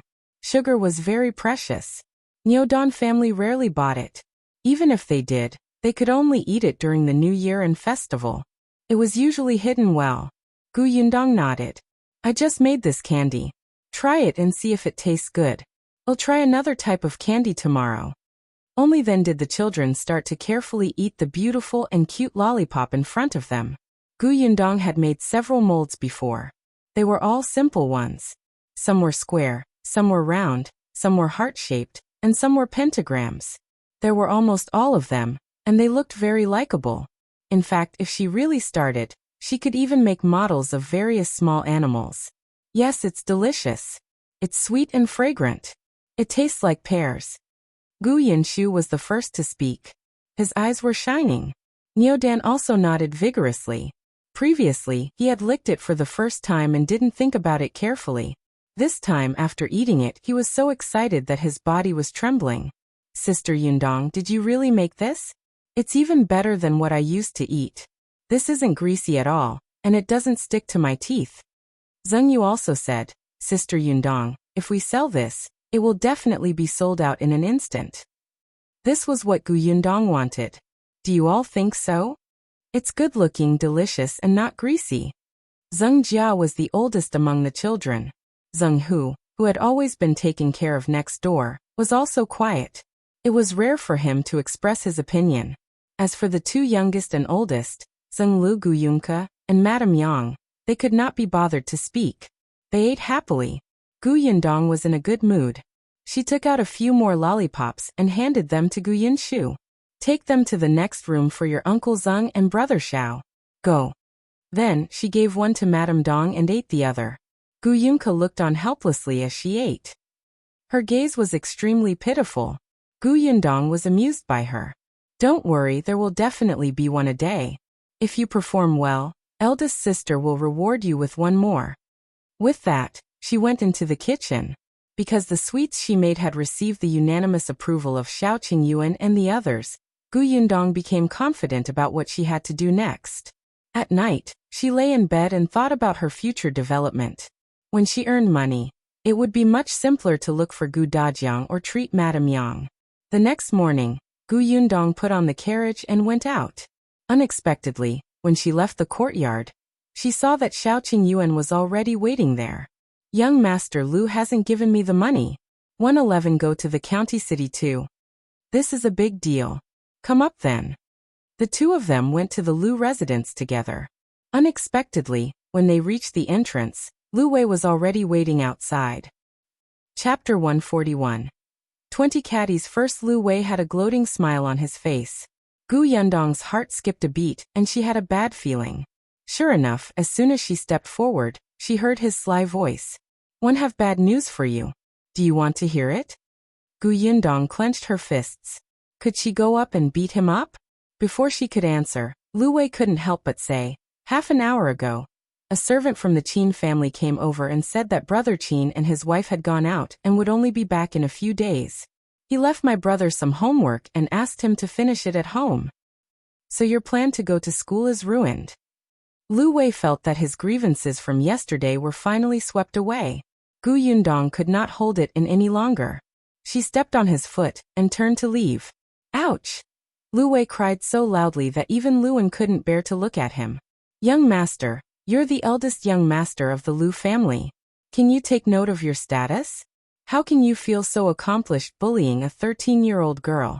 Before Lu Wei could stop shouting, Xiao Qingyuan was already standing in front of him. Give me the silver. Lu Wei almost spat out a mouthful of blood. This was his sworn brother who would live and die with him. This was simply heartless and unreasonable. He asked Luan to give him the banknotes. Then he snorted and decided to cut ties with him.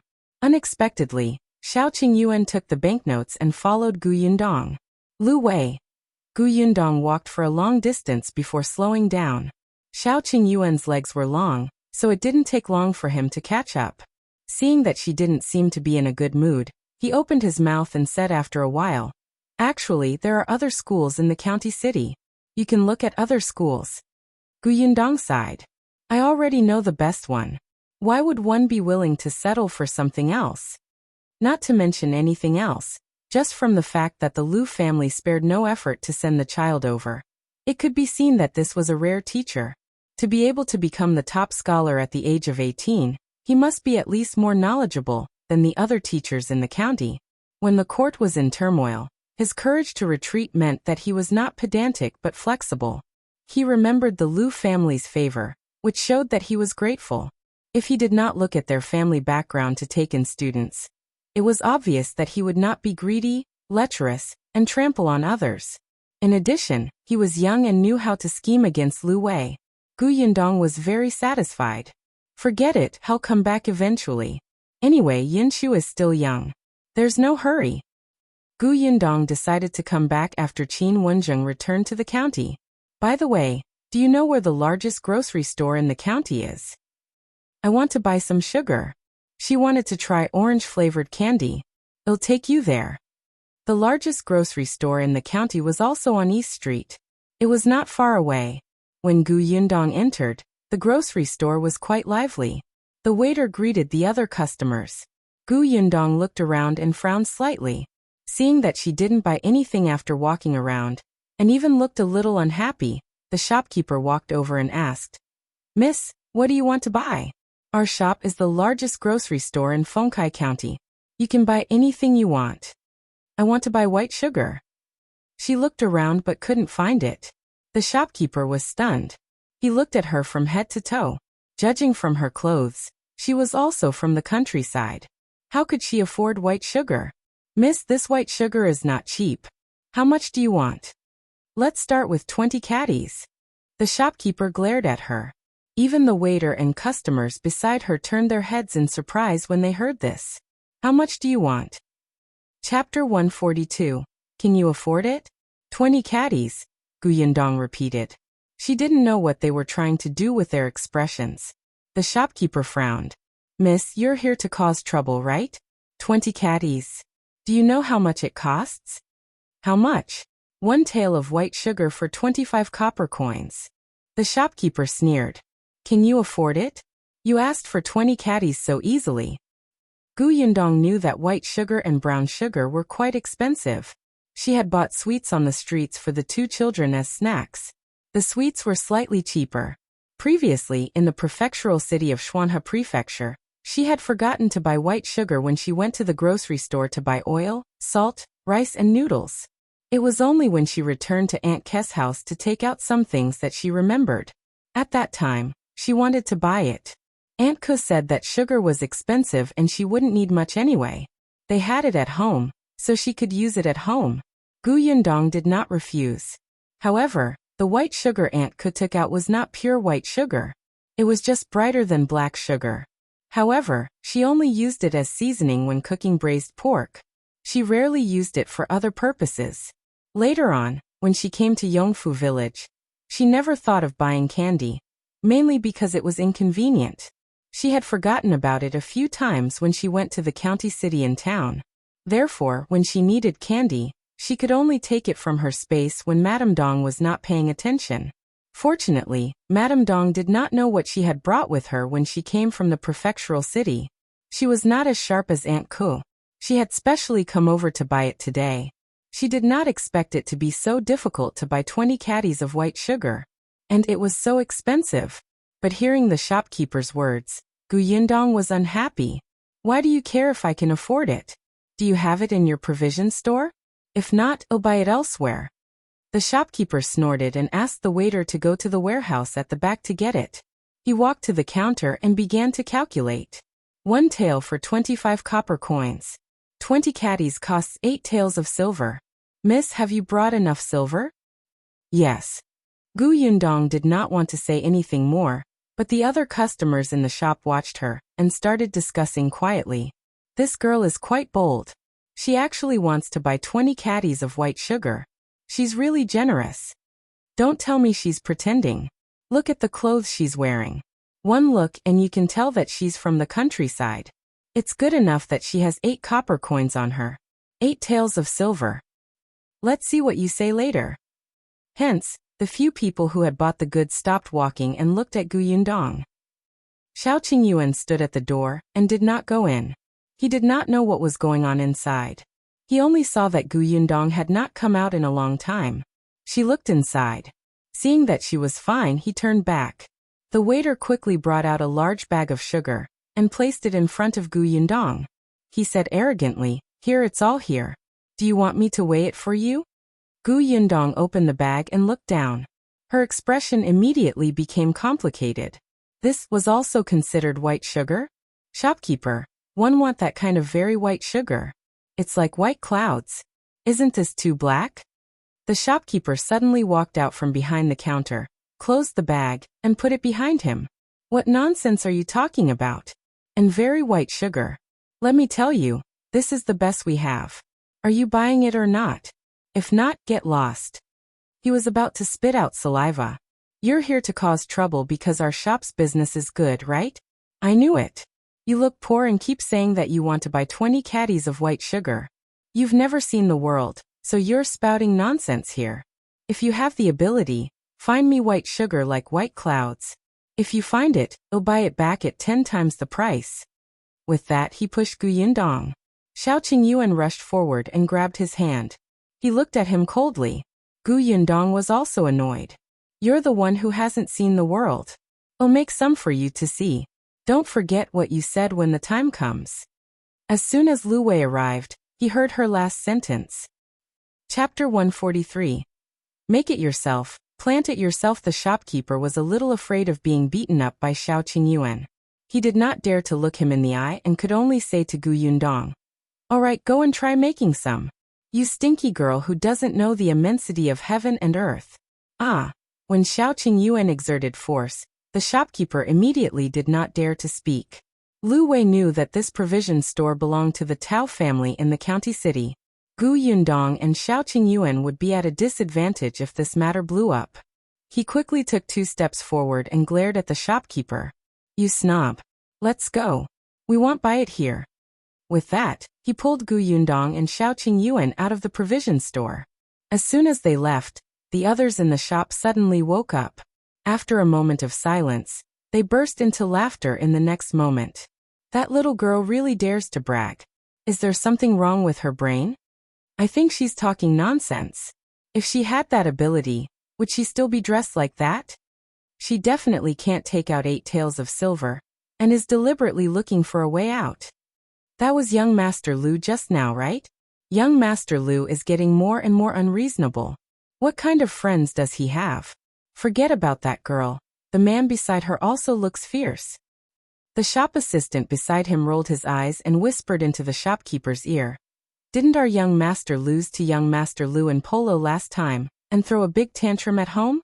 Can we use this matter to vent our anger this time?" The shopkeeper's eyes lit up. "Kid, you're the smartest. Take good care of the shop. I'll go out for a while." Yundong and the other 2 gradually walked away, but the conversation still drifted into their ears. Lu Wei frowned. Girl, you'll be struck by lightning if you talk big." "Who's talking big?" Yundong glared at him. Lu Wei sneered. "One heard you say that you can make sugar that's even whiter than that in the grocery store. If you don't believe me, let's make a bet." Yundong stopped in her tracks. "If I succeed, you have to do something for me." "All right." Lu Wei agreed readily. In any case, he didn't believe her. He was just coaxing the little girl to play.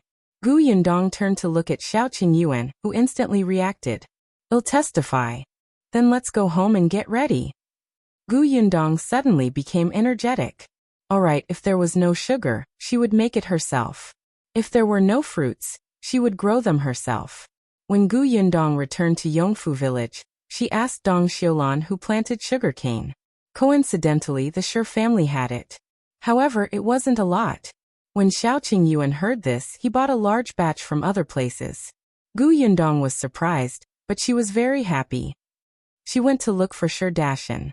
The couple happened to be working in the field. Yundong took the opportunity to look at her fruit forest. It was really as the village chief had said. It looked pleasing. When the Shi couple saw Yundong suddenly come over, they panicked, especially when they saw that her gaze was fixed on their fruit forest with satisfaction in her eyes. They were so flustered that they almost hit their feet with their hoe. Could it be that after Landlord Li died, another landlord came? Was it fate that they were not suitable for planting fruit trees?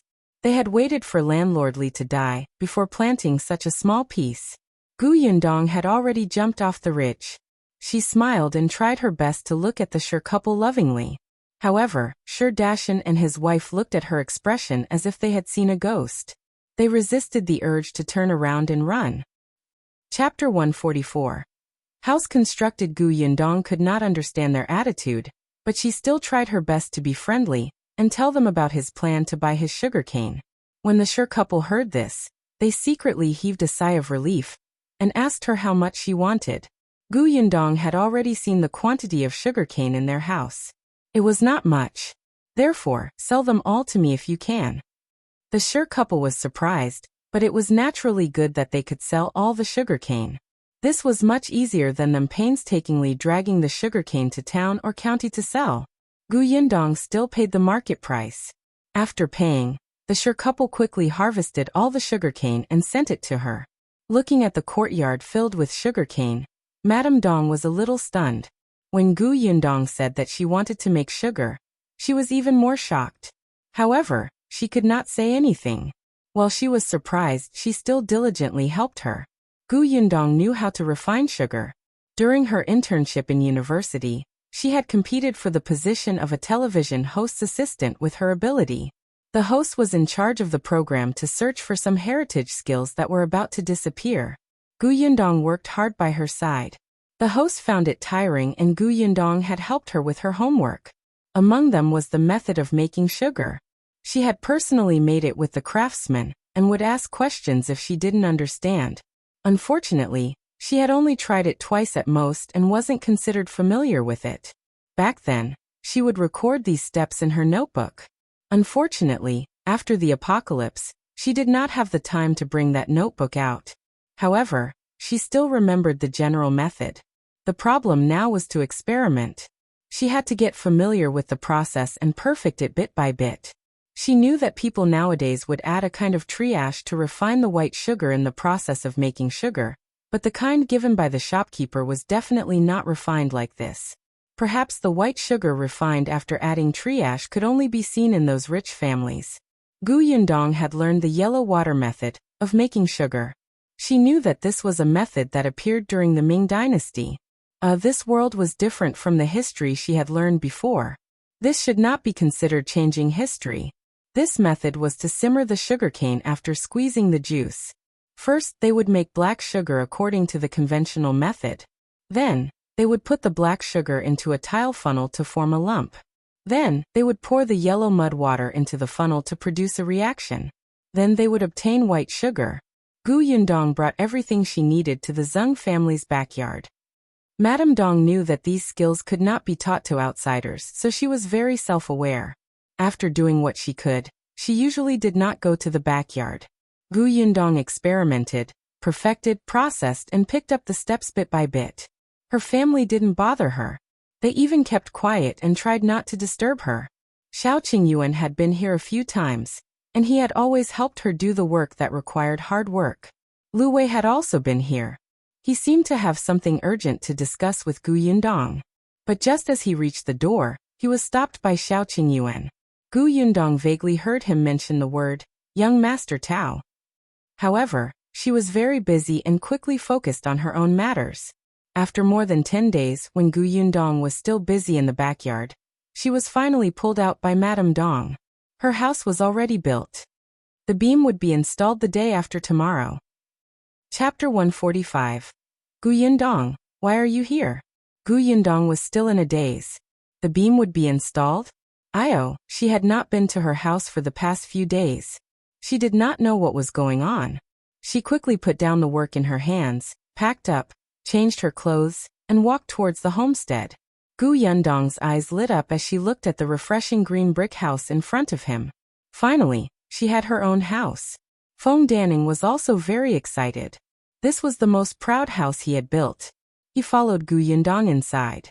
As he looked, he said, "The beam will be up the day after tomorrow. This furniture might take another 2 days to be pulled over. This is the cellar you wanted. The well in the backyard has been dug. This house is really good." Feng Danning sighed. Gu Yundong looked around and was very satisfied. She would tell Madame Dong about the treat later. The beam installation here required a party. However, there were not many people in the village that the Gu family were familiar with. It was impossible for her to treat the entire village to a banquet. After some rough calculations, she realized that Shao Qingyuan, the Zhang family, the village chief's family, the Feng family, and the 6th great-grandfather were on good terms with her. There were also the workers who helped build the house. There were also 2 or 3 tables with their families. Yes, there was also the Shi family. Lu Wei would also be invited. Oh yes, there were also Gu Yinshu and Gu Yong's playmates. These 2 little fellows actually had friends, although there were only 2 or 3 of them. After drawing up the name list, Gu Yundong began to prepare. There were many things that she did not know. It was Madame Dong who told her what to buy and how to prepare steamed buns and peanuts. Madame Zhou and her daughter-in-law, Madame Song, also came over. Feng Daning's wife also said that she would help cook on the day of celebration. Gu Yundong was very grateful to them and was generous. On the day when the sun rose, Gu Yundong was woken up by Madame Dong. She brought Madame Yang and the other 2 to the entrance of her house, and saw more than half of the villagers gathered there. Madame Zhou came over to call her. "Yundong, quick, firecrackers are going off." Gu Yundong asked Gu Yinshu to light the firecrackers. The moment the firecrackers sounded, Feng Danning and the others also shouted, "The beam is up!" Gu Yundong threw out all the peanuts, cinnamon, and round steamed buns in her hand, mixed with copper coins. All the men, women, old and young present pounced over excitedly to snatch it. Those who managed to snatch the copper coins were screaming and shouting. Gu Yunshu and Gu Yunke were completely awake and were playing with each other. After the beam was up and the crowd dispersed, it was time to prepare the food. Madame Dong, Madame Zhou, and the others began to cut the vegetables and meat. They looked at the vegetables that Gu Yundong had bought and smiled. Later on, guests arrived one after another. There were also uninvited guests from the village. As long as they were not here to cause trouble, Gu Yundong would let them in, including Madame Fang and her daughter. Lu Wei was in the county city, but he came especially early, as if he was here for breakfast. However, there was also an unexpected family, the Peng family. Peng Zhongfei didn't come. He didn't dare to come. However, he also paid attention to the day when the Gu family's house was completed. That day he got someone to send a gift over. Because the person in charge of the Gu family was a girl, he asked for the help of his wife's nanny to send it over. That nanny was quite arrogant. She even brought 2 servant girls with her. Since they were guests, Gu Yundong naturally invited them in. Besides, she was very willing to accept gifts. Unexpectedly, just as the 3 of them entered, one of the servant girls behind the nanny suddenly widened her eyes and shouted, "Gu Yundong! Why is it you?" Chapter 146. Gu Xian'er's request. The voice was almost shrill. Everyone present heard it, and looked at the girl who spoke in surprise. Gu Yundong also looked at her. It took her a while to find out this person's identity from her memories. Oh, it was Gu Xian'er, second uncle Gu Da's daughter, the cousin who specialized in bullying them. Back then, Gu Dajiang got married relatively late, so Gu Yundong was only 4 months older than her cousin. Gu Yundong was very dissatisfied with this King life. She wanted to meet Gu Dajiang, but she couldn't. Now, she actually met this person who she didn't even want to look at. The mammy of the Peng family also looked at Gu Xian'er in surprise. The latter had already taken a few steps forward and grabbed Gu Yundong's hand. "Why are you here? You're not dead?" "Pfft, you're the one who should be dead."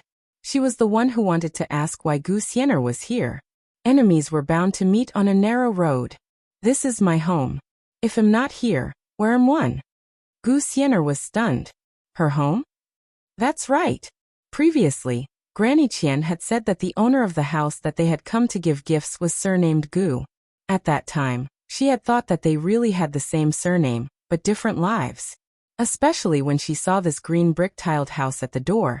She wished that she was the owner surnamed Gu. Unexpectedly, this person was Gu Yundong. How was this possible? Gu Yundong looked around and realized that everyone was looking at them. She did not want to become a topic of discussion, especially today, which was a good day for her house to be completed. It was too unlucky to be destroyed by an unknown person. Hence she glanced at Gu Xian'er and said, "Follow me." Gu Xian'er was full of questions, so she quickly followed her. Madame Zhou was also in the hall. Although she did not know what had happened, she was the village chief's wife after all. She quickly went forward to greet Nanny Qian and the others. "Everyone take a seat. Let's eat some melon seeds and talk. There's brown sugar water here. It's very sweet. Don't be polite. Everyone take a seat." Brown sugar water? This was good stuff. The Gu family was actually treating guests with this. Wasn't this too generous? Of course, these brown sugars were the products of Gu Yundong's experiments before she refined white sugar. Everyone's attention was immediately attracted by the brown sugar water. Only a few people looked at Gu Yundong. Gu Yundong brought her to a room inside. Along the way, Gu Xian'er took in the scenery of the Gu family. Although the house had not been completely decorated, just by looking at the prototype that had been built, it was enough to imagine how blissful it would be to stay in such a home. At least, it was much better than the old Gu family in the past. Gu Xian'er was overjoyed. She did not expect Gu Yundong to be so lucky. Not only did she survive the famine, but she also built such a huge house. Gu Xian'er was glad that she had followed Granny Qian here today. After closing the door of the room, Gu Yundong saw that she was still looking left and right, her eyes shining. She did not need to think to know what this woman was thinking. Why are you here? How did you become a servant of the Peng family? Gu Xian'er finally came back to her senses. When she heard the word servant, she was a little unhappy. It's all because of those two old farts. They were instigated by third uncle's family, and actually sold me to a human broker with a bag of sweet potatoes. I was brought to Fengkai County by the human broker. Then, as if she had thought of something, her eyes suddenly lit up and she said, "You must have a lot of money to build such a good house. Hurry up and go to the Peng residence to redeem me." Chapter 147. Bullying the weak and fearing the hard, huh? Gu Yundong almost laughed out loud at her words. Redeem her? It would be good enough if she did not force her to be a servant girl in the Peng residence. Redeem her? However, Gu Xian'er did not see her expression. She looked up at the room that was twice as big as the one she used to have in the Gu family and said excitedly, "This room is not bad. Let me stay in it in the future. When the time comes, I want a big carved bed and a dressing table. There have to be a few cabinets over there. Oh right, there are also vases. Rich families have to put vases in their rooms. That's how the Peng family is." She had already planned to get Gu Yundong to buy her a few silk flowers and cut a few pieces of cloth with a better color to make clothes. Living in such a house and wearing new clothes, wasn't she like a young lady? Gu Xian'er. Gu Yundong interrupted her thoughts and asked with a sneer, "How long have you been a servant in the Peng manor?" "Why are you asking this? It's been less than 2 months, she replied impatiently. Less than 2 months. It seemed that she came to Yongfu village a little earlier. Gu Yundong nodded. That's not a short period of time. Why? Have you not learned how to bend your knees after being a servant for nearly 2 months? Gu Xian'er was stunned. What do you mean? Where did a servant get the confidence to order people around in my house? Gu Yundong. How dare you talk to me like that? In the past, Gu Yundong did not dare to refute her at all. Even if she was scolded or beaten by her, she would only cry and hide. Now she was so bold? Why wouldn't I dare? This is my house. Are you out of your mind to stand on my territory and order me around? Gu Yundong looked at her as if she was looking at a fool. You're the problem. You're really bold. Aren't you afraid that I... What's there to be afraid of? Are you afraid that you'll complain? Go, go, go. Go find the grandpa and grandma who sold you. Go find your lazy parents. Gu Yundong began to roll up her sleeves. Or are you afraid that it'll hit you? Come, let's see whose fist is stronger. Gu Xian'er was horrified. Gu Yundong had really changed. She was no longer afraid of her, and even dared to hit her? No, she must have seen that she had no backing. Her grandparents were not around, so she was the king. Seeing Gu Yundong like this, Gu Xian'er was still a little afraid. She could not help but take a step back. She braced herself and said, Aren't you afraid that he'll go out and shout at others, saying that you don't care about your cousin's life and death? That you have a cousin who is a servant in someone else's house and you want save her? Gu Yundong did not care. Go.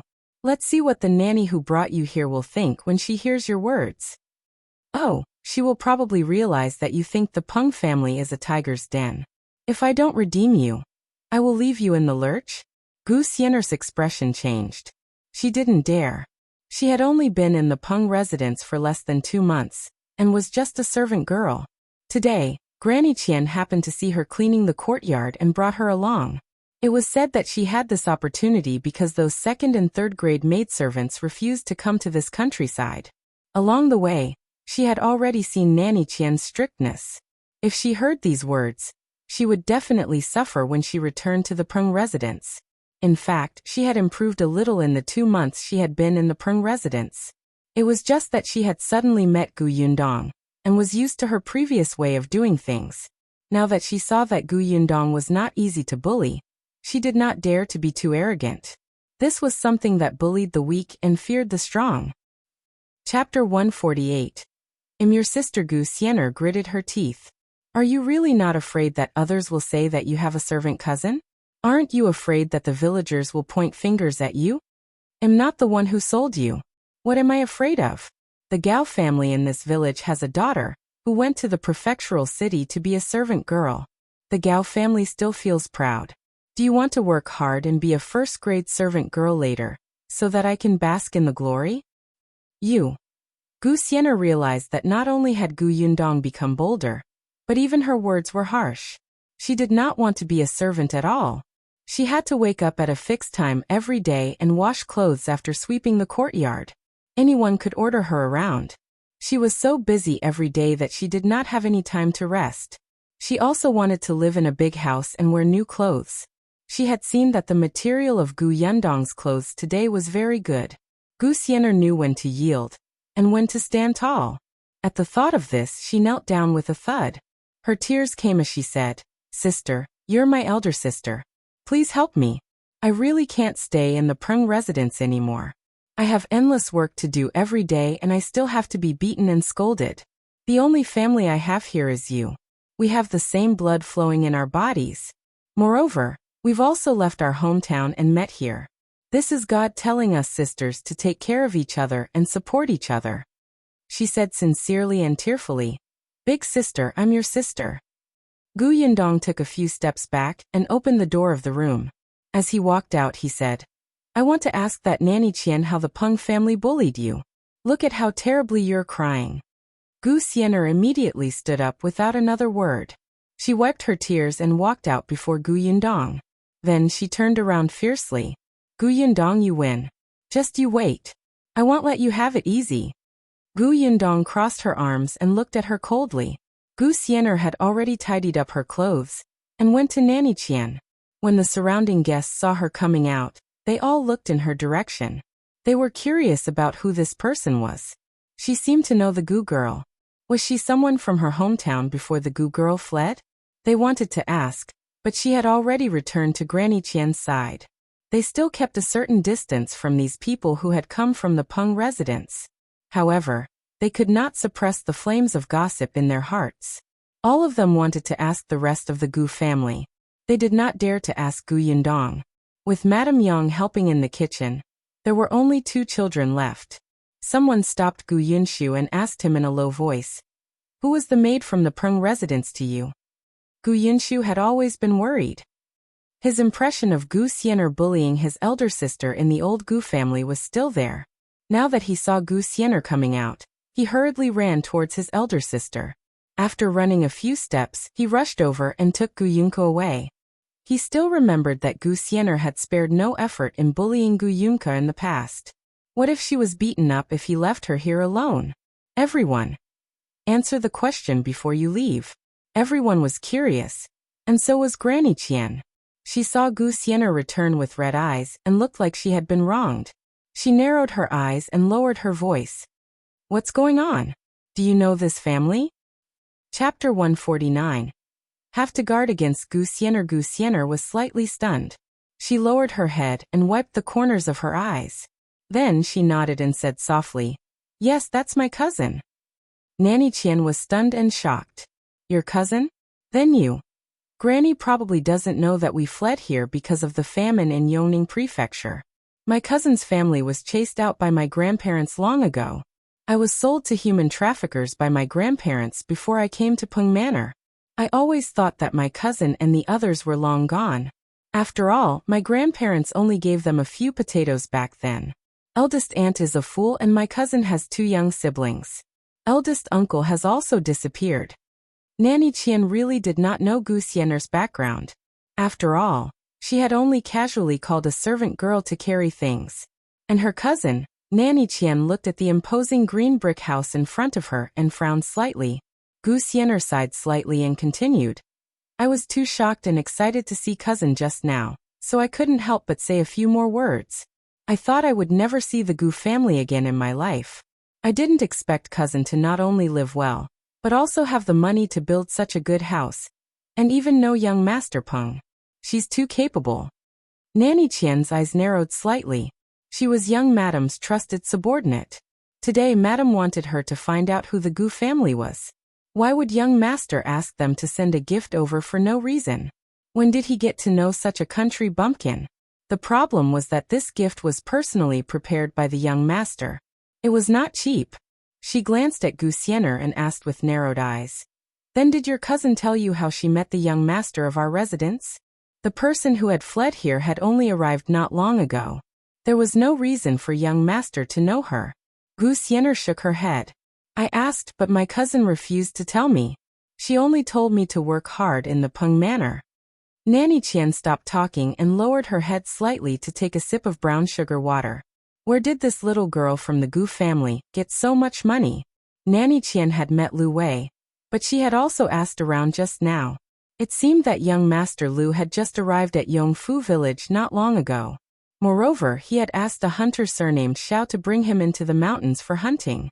He only got to know the little girl because the little girl from the Gu family lived next door to the Shao family. In addition, the Gu family was the only family in the village who had a carriage. Young Master Lu borrowed her family's carriage. With such a close relationship, the Gu family actually invited him over. After staying in a rich family for a long time, Nanny Qian's thoughts became more complicated. She felt that this girl from the Gu family was really good at climbing up the ladder. The capable Gu Yundong stood in the room and could not help but laugh at the two worried children. Do you think she can still bully eldest sister now? Eldest sister will fight back. Gu Yunshu thought about it. Yes, eldest sister is not easy to bully now. Then they were relieved. Alright, you don't have to worry about eldest sister. If you're really worried, go and protect mother. Gu Yundong patted their heads. When the two little guys heard this, it was as if they had received an important mission.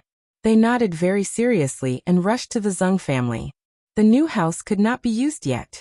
They could only do the cooking at the Zheng family's house for the time being. The two of them left, but Gu Yundong narrowed her eyes and looked in the direction of the front yard. Xian'er wasn't someone who would give up easily. She had to be careful. Chapter 150. Let the country bumpkins broaden their horizons. Gu Yundong was pondering when Qingyuan arrived. He saw that she had not come out for a long time and was a little worried, so he came to take a look. Gu Yundong's eyes lit up when she saw him. Qingyuan, do me a favor. Tell me. That Xian'er, the woman who just came with me, is my cousin. Help me keep an eye on her today and see what she has done. Qingyuan agreed without another word. Okay. Then he walked towards the front courtyard. However, he had only taken 2 steps when Gu Yundong stopped him. Hey, wait, forget it. Your presence is too strong. It's too easy to be discovered if you keep an eye on her. Qingyuan took 2 steps back and said, Don't worry, I won't be discovered. You have to trust me. Gu Yundong was stunned. When she met his sincere gaze, she nodded inexplicably. Qingyuan suddenly laughed and left. Gu Yundong stood silently on the spot. She actually felt that Qingyuan was so handsome. She suddenly slapped her face and came back to her senses. What kind of situation was this? Why was she still infatuated? Gu Yundong composed herself and strode towards the front yard. The villagers greeted her one after another. Gu Yundong smiled and replied, ignoring the curious eyes of the gossipy crowd. She still walked up to Granny Qian and went to talk to Xian'er directly. She did not have the time to greet her. Nanny Qian's congratulatory gift had yet to be sent over. Logically speaking, she could have directly handed it to Madame Zhou, who was entertaining the guests at that time. However, she was from the Peng family and represented the master of the Peng family. She was also the richest and most powerful person present besides Lu Wei. She thought that she was superior. Compared to the villagers who only gave fruits, vegetables, eggs, and so on, the gifts they gave were much more valuable. Therefore, she naturally had to broaden the horizons of these people who had never seen the world. Nanny Qian reached back, and another maidservant placed the things on the table one by one. Nanny Qian smiled and said, This is a congratulatory gift from my young madam to the Gu family. I hope Miss Gu doesn't mind. The people present couldn't help but look over. There was a fruit box with all kinds of famous pastries in the city. A calligraphy painting which, according to Granny Qian, was written by a famous calligrapher from the previous dynasty. There was a screen with embroidery of the 8 spirits of the Golden Age on it. Also cloth.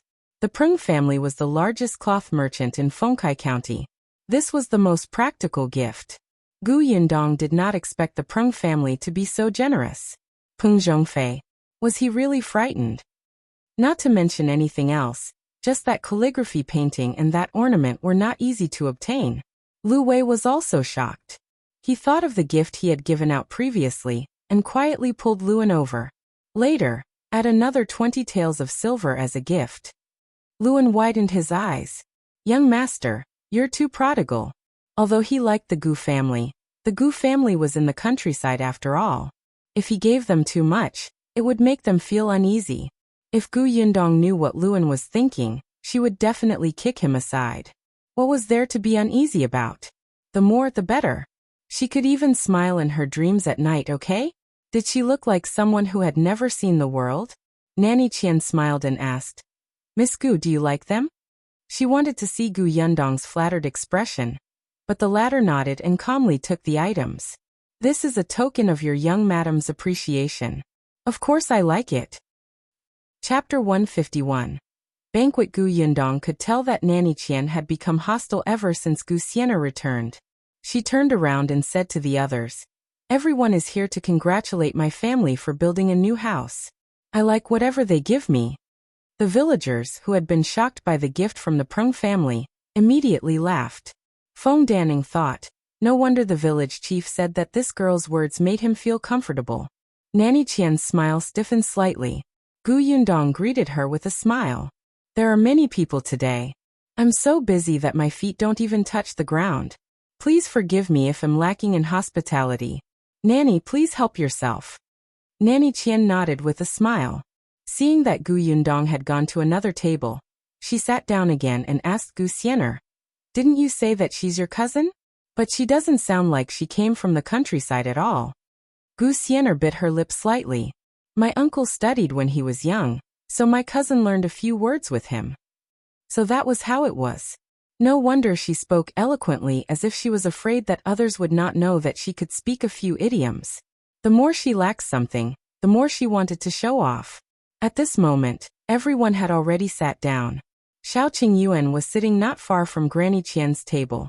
Lu Wei was familiar with him, so he naturally sat at the same table as him. Sixth grandfather and the village chief were the most senior and prestigious people in the village. They naturally had to accompany Lu Wei, an esteemed guest from the city, so they sat at this table. The others also wanted to sit, especially Madame Fang and her daughter.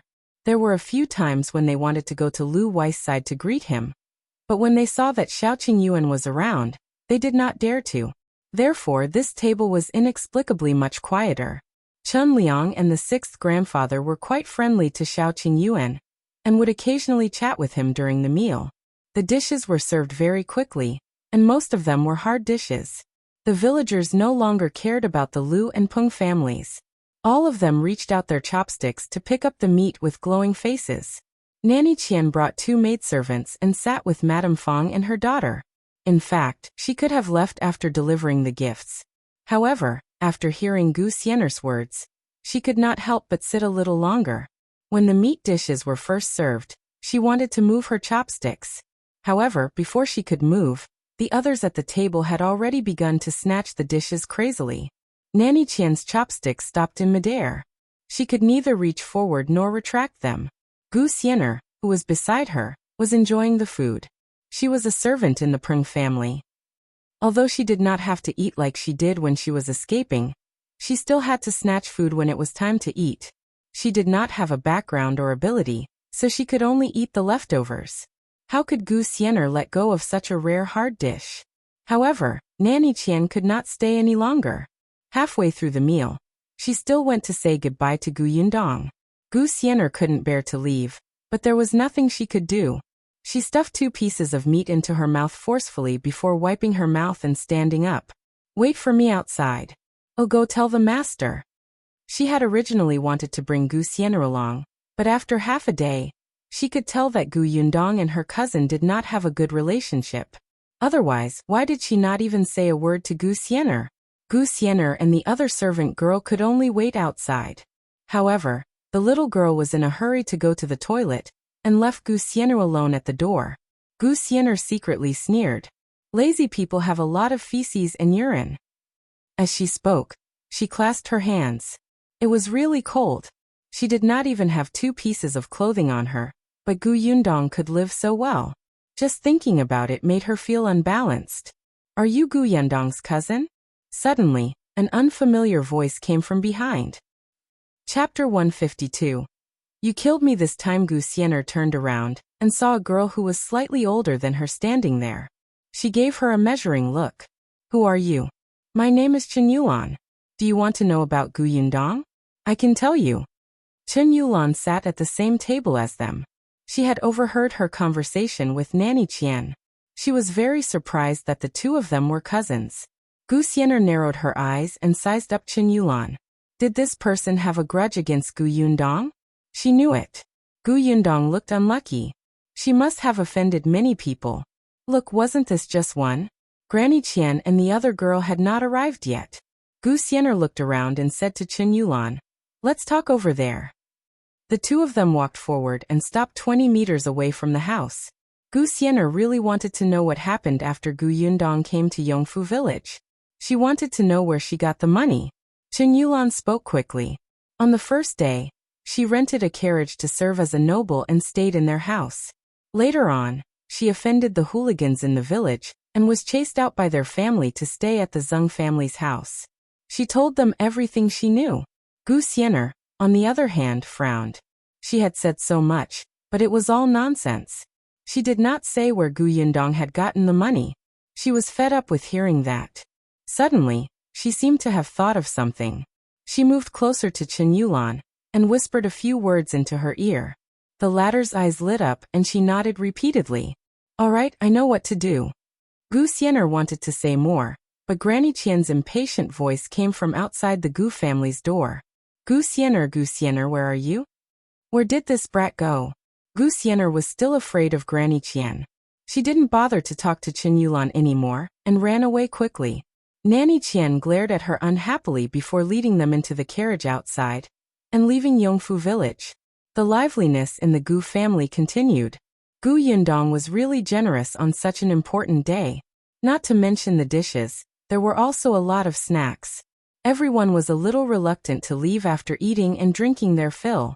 If not for the village chief telling everyone to disperse, these people would still be sitting in the courtyard eating melon seeds and chatting. Some of the women in the village stayed behind to help clear the table and cutlery. The Xian'er couple also stayed. The two of them had always been honest. After eating such good food today, they had to help work. Coincidentally, Gu Yundong had something to discuss with them, so she did not stop them. When most of the guests had left, she was about to look for the Xian'er couple when she saw Gu Yunshu run over and whisper in her ear mysteriously, "Elder sister, Brother Lu is looking for you." Lu Wei. Gu Yundong's eyes lit up when he thought of Qin Wenzheng. Could it be that there was news of his return? Lu Wei was waiting for her by the well in the backyard. When Gu Yundong went over, he was holding his hair and walking back and forth anxiously. Gu Yundong was surprised. What could make young Master Lu want to tear his head off? Lu Wei suddenly turned around. Hey, you're finally here. I have something very important to tell you. He had been waiting for an entire day, but he endured it and waited for her to finish the banquet before looking for her. What is it? Tell me. You killed me this time. Lu Wei suddenly glared at her. Chapter 153. You're smart. You solve it. Gu Yundong was confused. She had been studying white sugar in seclusion for the past few days, and had not gone out for more than 10 days. She had only started to prepare the things needed for the banquet yesterday. How did she harm him? You have to make yourself clear. What did I do? Lu Wei took 2 more steps back and forth before he gritted his teeth and said, Do you know that there's a rumor circulating in the upper circle of the county now? You said it yourself. How would I know about the upper echelons of the county? Gu Yundong could not help but roll her eyes. Lu Wei choked and didn't keep her in suspense anymore. He said directly, It's all because you bragged in the Tao family's provision store last time. The next day, that kid from the Tao family specially came to me to verify the white sugar making matter. Damn it, he actually deliberately brought that shopkeeper over to ask about this. Do you think I can deny it? I braced myself and had to help you lie. In the end, this sinister person spread the news after leaving my house. He said that the Lu family had found a capable person who could make white sugar as white as the clouds. Gu Yundong was speechless. She was not boasting. She was not. Lu Wei didn't seem to have a high IQ. This matter has caused an uproar. Even my father knows about it. The smelly old man from the Tao family came to my father and mocked me. He said that I was ignorant, incompetent, and inexperienced in making friends, and in becoming more and more unreliable. Let me tell you, they can laugh at me, but they can't laugh at my father. Yesterday, that Tao family came to my house again. He was very cunning. He deliberately angered me so much that I used the 2 shops in my family to gamble. Now, all the young masters in the county say that I will lose. Lu Wei, gambling is a very unacceptable behavior. Moreover, you actually gambled so much, Yundong said. The first time she saw him, she felt that he was a wastrel. She began to sympathize with his father. That's not the point. Lu Wei was about to go crazy. This matter started because of you. What do you think we should do? The corners of Yundong's mouth twitched, as if she was looking at a retard. You're simply being shameless, aren't you? Even without me, your family and the Tao family already have a deep grudge. Sooner or later, they'll find another reason to trick you. Lu Wei couldn't win against her. Of course, he knew that those people were being shameless. However, he said, "You're smart. You settle it." Sigh, he needed to be taught a lesson. Yundong clenched her fists, but when she thought of the 20 taels of silver she received from him, she endured it. All right, on account of this wastrel's generosity, she would help him resolve it. It was mutually beneficial. Yundong rolled her eyes and said to him, "Wait here." With that, she turned around and left the backyard, returning to the main house. As soon as the door closed, she took out a jar from her space. Looking at the thin, white and sweet sugar inside, Yundong smiled in satisfaction. When she came out again, she realized that Qingyuan, who had left earlier, had returned. Seeing that there was no one around, Qingyuan walked to her side and said softly, "Qingyuan went to look for Xian'er." The 2 of them talked for a long time outside. What did they say? Qingyuan? Why was this person so restless? She couldn't be bothered with her anymore. The mother and daughter were still jumping out. Did they really think that she wouldn't dare to touch them because they had an uncle who was the village chief? I didn't hear them clearly. They're too far away and there's nothing to cover me. It's not easy to get close. Qingyuan pursed his lips and looked very dissatisfied. I followed the mother and daughter just now. They seem to have gone straight back. They didn't do anything for the time being. It's fine. It's enough to know that these 2 are in cahoots, Yundong said. Qingyuan was about to ask if he needed to do anything when he saw Lu Wei running out impatiently. Chapter 154. It's really white sugar. Goo girl, why did you take so long? Have you thought of a solution? Lu Wei did not seem to see Qingyuan. He reached out to pull Yundong the moment he arrived. Qingyuan blocked him. Just talk. Don't touch her. Only then did Lu Wei react. He quickly retracted his hand, but the expression on his face was still extremely anxious. Goo girl, how is it? Yundong ignored him and walked to the backyard. People were coming over at any time. When they reached the backyard, Yundong handed the jar in his hand to Lu Wei. The latter was stunned. What is it? Why don't you take a look? Lu Wei could only suppress the anxiety in his heart and open the lid of the jar. Then, under the sunlight, it looked especially dazzling. Lu Wei blinked. What is this? He had a very surreal guess, and he even became a little excited because of this unlikely guess. You can try it. Yundong smiled. Lu Wei hurriedly reached into the jar to grab it, but the jar was too small and his hand was too big. He couldn't reach down even after holding it for a long time. Yundong rolled his eyes. You can dip a finger in.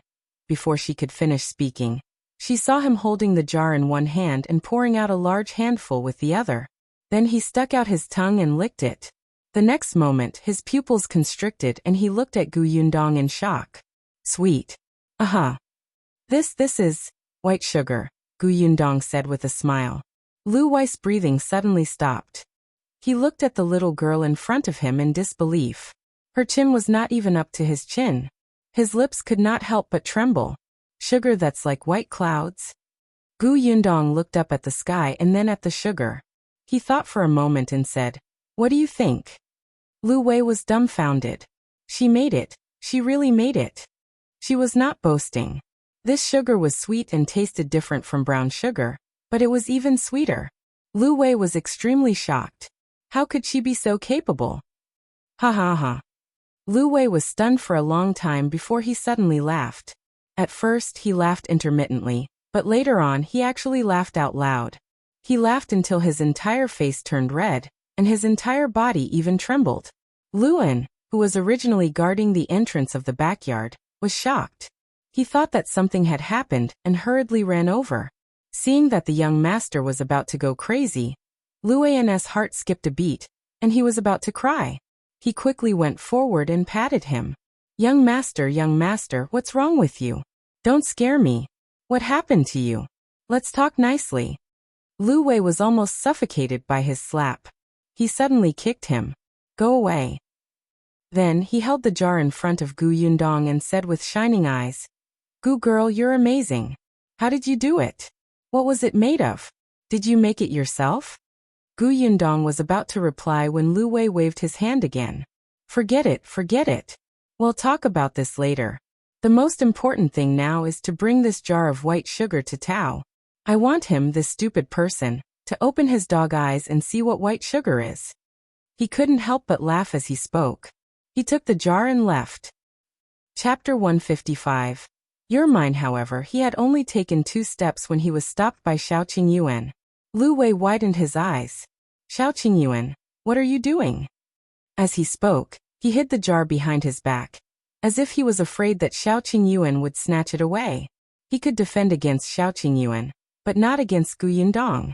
Gu Yundong heaved a sigh of relief when she immediately took the jar behind him. Fortunately, Shao Qingyuan moved quickly. This Lu Wei was a fool. Before she could finish speaking, he wanted to shout everywhere. She really wanted to beat him up. Lu Wei stretched out his hand. Give it back to me. What do you mean by give it back to you? This is mine. Could this person have any self-awareness? Lu Wei was instantly dejected, but he quickly said energetically, then sell it to me. How much is this jar? Gu Yundong rolled her eyes. I refined this candy, but I only have this 1 can. Lu Wei was stunned. Is it very difficult to make it? Yes, it must be very, very difficult. He was considered to be from a knowledgeable family, but he had never seen such clean, sweet, and thin white sugar. In that case, the Gu girl was simply a genius. Moreover, there was only 1 jar of white sugar in this world. How expensive would such a rare thing be? Lu Wei counted his private savings in his heart, not knowing if it was enough. But before he could calculate it, Gu Yundong shook his head. It's not that difficult. Ah, Gu Yundong said. I've been perfecting the process of making sugar for more than 10 days. Previously, my technique was unstable and I did refine a lot of white sugar, but I was most satisfied with this jar. Before the apocalypse, she knew the process and method of making sugar, and had tried before. However, at that time there was a professional mentor guiding her. Moreover, the tools were ready-made. Now that she was alone, whether it was sugarcane or other things, she had to prepare them from scratch. It was not until she did it herself that she realized that she had forgotten some subtle steps, so she had to experiment again and again. Some steps were not that simple. If she was not careful, the white sugar refined would be very different from the ones in the jar now. Fortunately, after more than 10 days, she was used to it and there were no major problems. Lu Wei understood, and his eyes began to light up. Since you said that there's no problem, can you give me this jar of candy? Not yet. Why not? 1 jar is too few. Back then, I said 20 catties at the grocery store. Don't you want to show that Tao Guy 20 catties? Secondly, do you think many people will want to get the formula and cause trouble for me if you go out with such white sugar now? Lu Wei was stunned. Beside him, Shao Qingyuan also frowned. This last point was indeed a troublesome matter. At that time, the Tao family would probably be the first to have ideas. Lu Wei couldn't help but pull his hair again. Then what should we do? I'm looking for a backer. There was no patent now, but even if there was, it was useless to meet someone with power and influence. Gu Yundong had learned her lesson from Ping Zhongfei. If he dared to take her blueprint for himself so blatantly, Others would also do whatever they could when they saw the huge benefits in the white sugar. Lu Wei nodded in agreement. Then his eyes lit up. With our Lu family as your backer, everyone in the county thinks that you're mine. Qingyuan suddenly looked at him. What did he mean by you're mine? Chapter 156. So Yundong is so insidious. Qingyuan immediately denied it.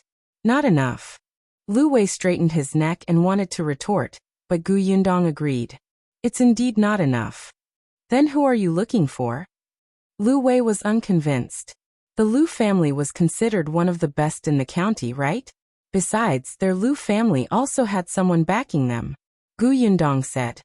Last time, you said that the emperor intended for Qin to return to the court. Is the news accurate? Of course, he paused and narrowed his eyes. You want Qin to be your backer? Well, Qin was indeed a very suitable candidate. However, he said. Will he agree? Actually, our Lu family is not bad. You can even work with our family. Our family has channels and connections. Your sugar will definitely sell well. This brat finally thought of helping his family with business. This white sugar was a new thing, and was very expensive. It was unique. The Lu family was already planning to leave the county city and walk to the prefectural city. This white sugar had come at the right time. Last time, you said that Qin went out. It's been so many days. Has he returned to the county? There was another reason why Yundong did not want to work with the Lu family. The Lu family was in business. It was business. They could cooperate in the future. It would be easier to settle the score if everything was clear. However, if they were her backer, she had no advantage at all. She could only do whatever the Lu family said. However, Qin was an official. She would give him a certain amount of profit. He would be her protective umbrella. They would each take what they needed. Of course, the prerequisite was that she had to meet Qin first, and see if he was really as the rumors said. Lu Wei was still indignant. Qin is focused on the people and the country. He might not be willing to be your backer. Refining such fine white sugar can be considered a big step forward for the development of the country. Isn't it considered serving the country and the people? What if he asks you to give the secret recipe directly to the imperial court? If what he offers is enough to move me, it's not impossible. Yundong had never thought of keeping this secret recipe to herself. Sooner or later, the yellow mud method would flourish. Lu Wei couldn't refute her. He mumbled, Brother Qin is back. Then he looked at the jar in her hand and asked, You really can't give this to me? His expression of I can't wait to slap the white sugar on Tao's face and mock him for being ignorant, and ask him to hand over the shops that he has lost was simply blinding. Can't you stand it? Give me another 10 days at most, and I'll give you 20 pounds. All right. It was so difficult to endure for 10 days. Yundong said. Actually, you can use these 10 days to let Tao show off in front of you again. Then you can take the opportunity to increase the stakes. When that time comes, Lu Wei looked at Yundong. Was this girl so sinister? Still he liked it. Ha, you're too smart. You're right. This time, I'll let Tao shoot himself in the foot and make him bleed. After saying that, Lu Wei turned around and ran away. Luan, let's go back. Luan hurriedly responded and followed.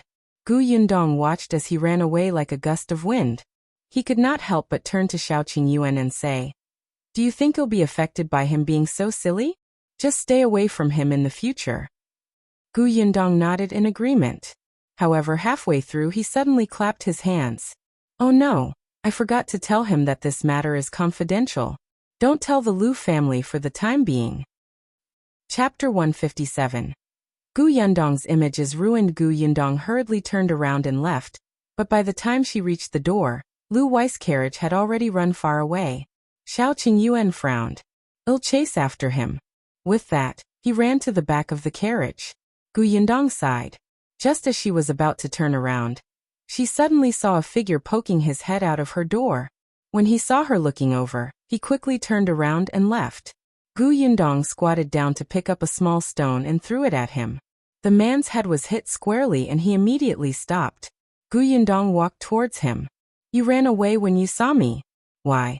Did you do something guilty again? You're sneaking around outside my house. Could it be that you're targeting my house again?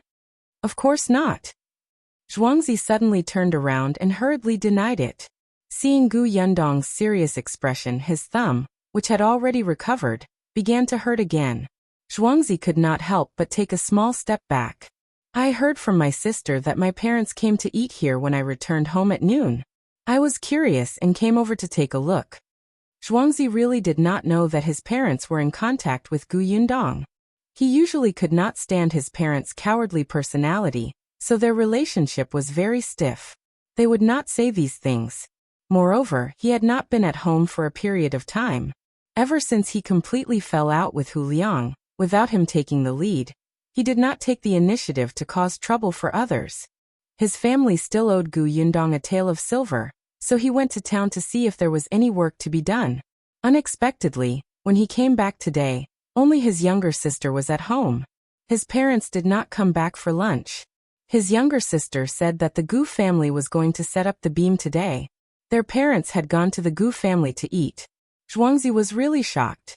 When did his parents become so bold as to go to the Gu residence to freeload? He was uneasy at home. After hesitating for a while, he still came over to take a look. However, he did not expect to be caught red-handed by Gu Yundong. Now, not only did he not save his parents, but he also implicated himself. Gu Yundong did not know that he thought this place was a wolf's den or a tiger's den, but she did not like the way he looked at her as if she was the devil. At this moment, He came out of the Zheng family's house after washing the dishes. When she saw Zhuangzi standing at the door, she was stunned and hurriedly walked over. Why are you here? Have you eaten lunch? Zhuangzi nodded. Yes. Then he looked up and down at He. Mother, are you injured? Huh. What was he asking? I was just washing the dishes. How could I be injured? Where's father? Your father went to help move the tables.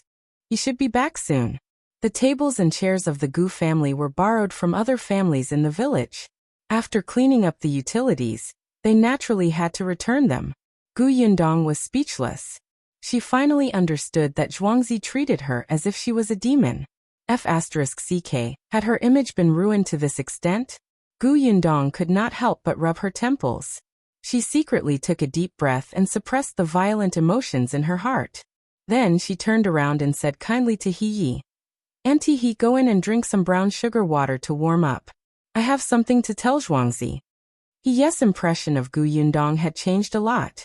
She knew that this girl was actually reasonable, so she nodded. Okay. There were many children playing outside the gate. The two of them were not alone. It was fine to talk in the countryside. Chapter 158. Finding work for Zhuangzi. Zhuangzi looked at her uneasily. He looked around, as if he was looking for an opportunity to escape at any time. What are you going to tell me? I'll return that silver to you soon. Give me a few more days. No, give me another, no, 2 months. Gu Yundong's mouth twitched. Don't worry, I'm not asking you for the debt. I just want to ask you for a favor. A favor? Zhuangzi blinked in shock. She still needed his help?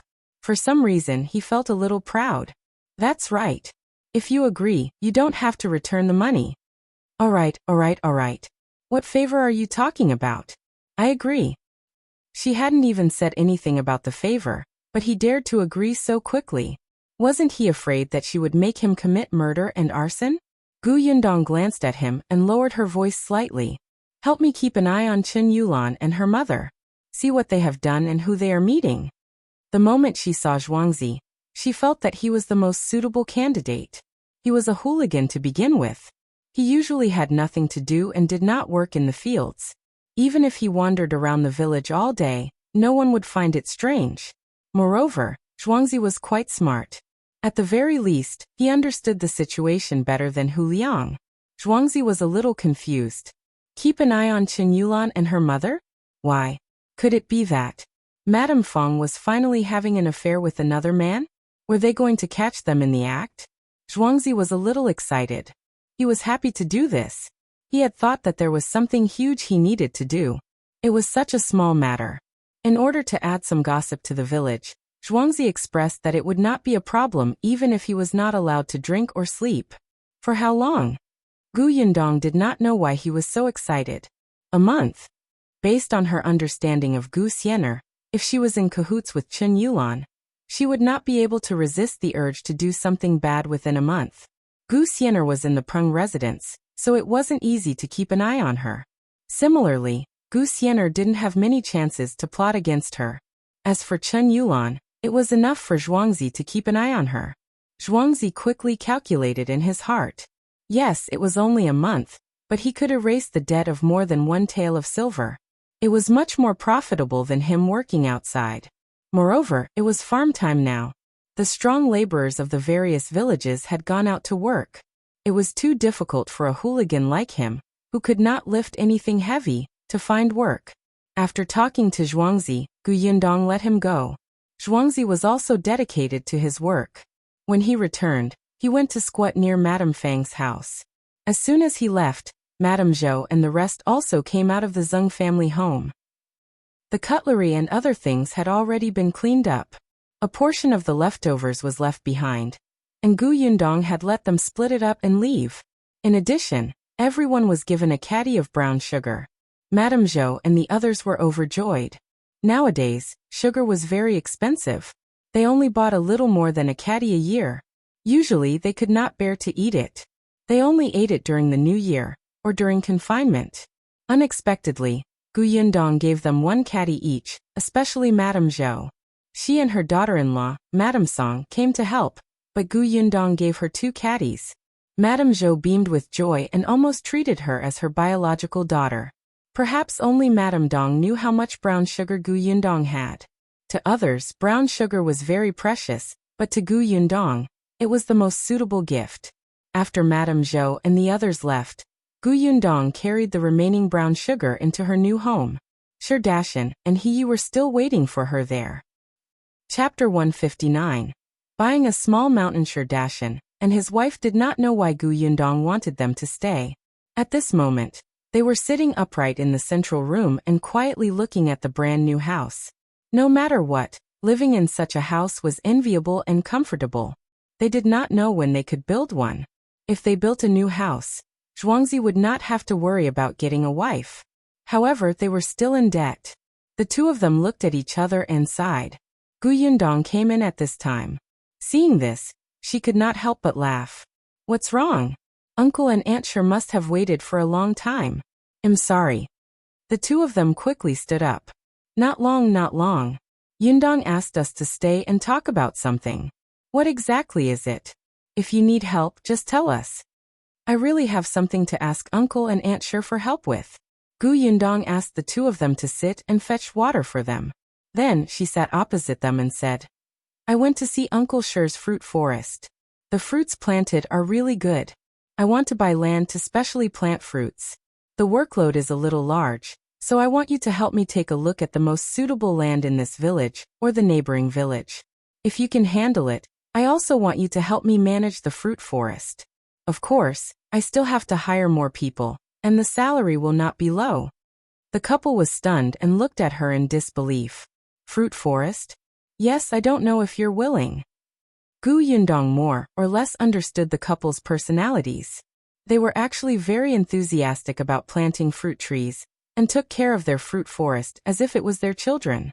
When she went to their field back then, she saw the couple looking at their fruit forest with pure satisfaction. It was really infectious. Did they think of planting more fruits? Of course they did. However, they were too timid. The things that had happened in the past scared them, so they didn't dare to do it again.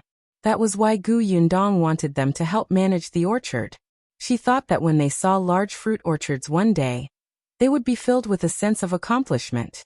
As expected, the couple looked at each other with excitement in their eyes. How big? Shao asked.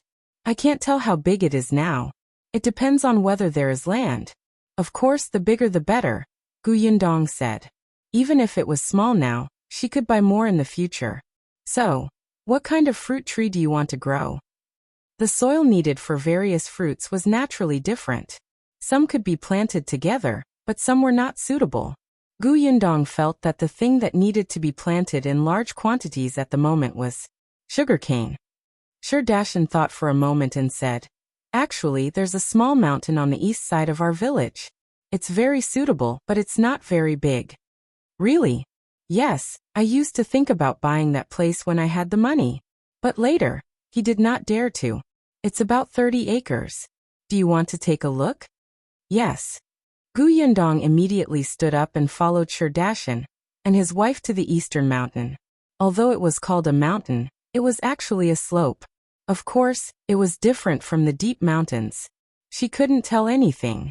Even after reading 2 books, she still didn't understand what sand, loam, and clay were. However, looking at Shao happy expression, she knew that this was a good land. After looking around, Yundong went to look for the village chief.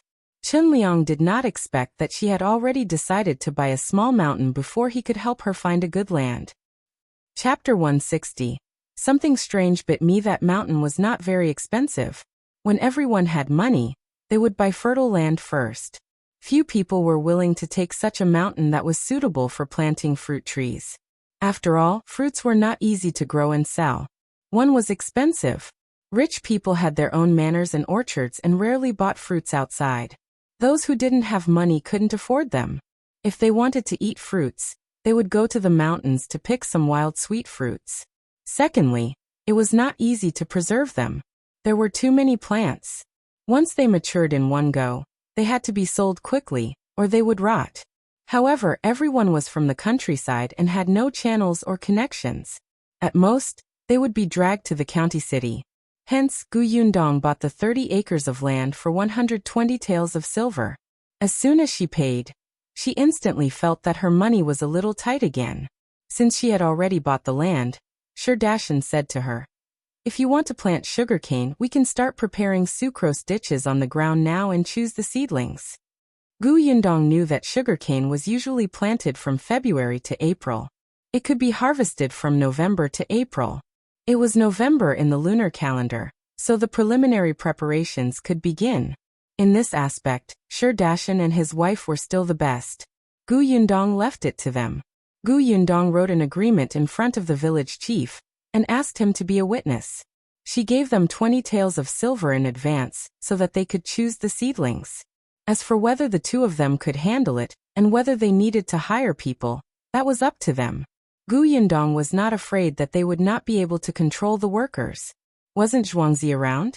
That kid actually cared a lot about his parents and family. Both parties pressed their handprints. Shao hand that was holding the 20 taels of silver trembled slightly. He did not expect Yundong to trust him so much. Wasn't he afraid that he would take her money? After settling this matter, Yundong was relieved. The house had been built, the mountain had been bought, and the sugarcane had been taken care of. As for the planting of other fruits, she still had to get Shao to help search for suitable land when he was free. If he didn't even have land, he really wouldn't be able to do anything. Yundong returned to the new house in a relaxed manner. At this moment, Madame Yang and the 2 children were walking around the house, looking very happy. Seeing her return, they immediately surrounded her. "Eldest sister, when are we moving in?" Yunshu liked the new house very much. He had never thought that he could have such a big room and a study. "The furniture will be here in 2 days. Let the sun shine for another 10 days before we move in." Yundong also wanted to move in as soon as possible. Although Dong Xiaolin's family was not bad, it was more comfortable to live in her own house. She pointed at the main room in front of her and said, "That room is for father and mother. Other than that room, you can choose any." Yunshu pointed to the room on the left. "I choose that one." Yundong looked at Yunka again, but the young girl suddenly hugged her leg. "Do I have to live alone? It's scary. Something strange is biting my hand." Yundong was stunned. Yes, she was only 3 years old. She was still too young. She picked up the little girl. "Then Kiki will sleep with mother. When you grow up, you can choose a room you like, okay?" She was going to stay in a room by herself anyway. The little girl immediately nodded. "Okay." Then she whispered into Yundong's ear. "Mother is also afraid. I'll accompany mother." Yundong looked at Madame Yang. As expected, when she heard that she was sleeping with Yunka, she heaved a sigh of relief. She didn't know whether to laugh or cry. She had been negligent. Although her mother was an adult, her mind was similar to Kiki's. Gu Yundong could not help but look at Gu Yinshu. Chapter 161. Cart of Sugarcanes. The little boy seemed to have thought of something and looked uneasy. Gu Yundong rubbed her forehead. Alright, actually this kid was also afraid, but he just didn't say it. Yinshu, can you accompany mother and sister for a while more? This house was big after all, and it was a brand new and unfamiliar place for them. Yinshu was only 5 years old. After the excitement of seeing a new house had passed, she still felt very uneasy. After all, in the old Gu family, their family of 5 only had 1 room. Gu Yinshu immediately puffed out his chest. I'm not afraid. There was no such thing as ghosts. Yes, his father had once said that strange powers did not disturb the mind. What third uncle had said about hanging headless ghosts in the past was all lies. Of course Yinshu isn't afraid, but the weather is cold now. You'll catch a cold easily if you sleep alone. When spring comes, you can stay in any room you want. Okay. Gu Yinshu nodded vigorously. Then he lowered his head and quietly exhaled. Gu Yundong immediately smiled. She took the 2 children's hands and walked to the room. She started talking about the decorations. Gu Yinshu had carefully planned her room. There was a desk here and a cabinet there. Gu Yunka was much simpler. The young lady was a little vain now and said that she wanted to plant flowers in the room. Previously, Zhengyu had brought her to the foot of the mountain to pick some wild flowers. She had brought back a lot and placed them in a corner, saying that they smelled good. Madame Yang didn't say anything. In any case, she would nod no matter what the 2 children said. By the time the family of 4 finished exploring all the rooms, it was almost time for dinner. Shao Qingyuan had just returned, but there was a carriage behind him. He pulled the carriage into the backyard of Gu Yundong's new house. She lifted the curtain and saw that it was filled with sugarcane. Gu Yundong looked at him in surprise. There was still sweat on Shao Qingyuan's forehead on such a cold day, but the corners of his mouth were slightly cracked. He smiled and said, I've caught up with Lu Wei. Don't worry, he promised not to tell his family. He knows that you need sugarcane to make sugar, so he asked me to pull the sugarcane planted in his village. Gu Yundong's mouth twitched. No wonder he came back so late. After some thought, she asked Shao Qingyuan, It's free, right? Ahem, of course. Shao Qingyuan lowered his head slightly. He wanted to laugh but held it in. Gu Yundong nodded in satisfaction. At least he knows a little about the ways of the world. She could help him win 2, no, perhaps more shops later. She saw Shao Qingyuan's travel-worn appearance, and thought about how he had helped her keep an eye on Gu Xian'er even though he hadn't eaten much for lunch. Later on, he had chased after Lu Wei to transport the sugarcane. She immediately felt a little guilty. She seemed to be ordering him around too naturally. Why didn't this person know how to refuse? What do you want to eat tonight? I'll make it for you. Shao Qingyuan thought for a moment and said in a low voice, Egg fried rice. Alright, rest first. It'll be done soon. She rolled up her sleeves and went to the Zhang family's kitchen. Shao Qingyuan looked at her back and shook his hand slightly. His eyes were deep and there was a smile on his lips. In the next 2 days, the furniture for the new house arrived. Gu Yundong also moved the sugar-making tools to the new house. After all, the courtyard here was big and there was a well. It was much more convenient. Lu Wei came again the next day. He said in a hurry that the Tao family had indeed gone to find trouble with him. He was beaming with joy as he recounted how he had tricked the Tao family. Just as Gu Yundong despised him for spouting saliva, Dajiang came knocking on her door. Chapter 162. Shao Qingyuan gave silver. Gu Yundong secretly heaved a sigh of relief. She quickly escaped from Lu Wei's torment and ran out of the door. Dajiang was sweating profusely, but his face was filled with excitement.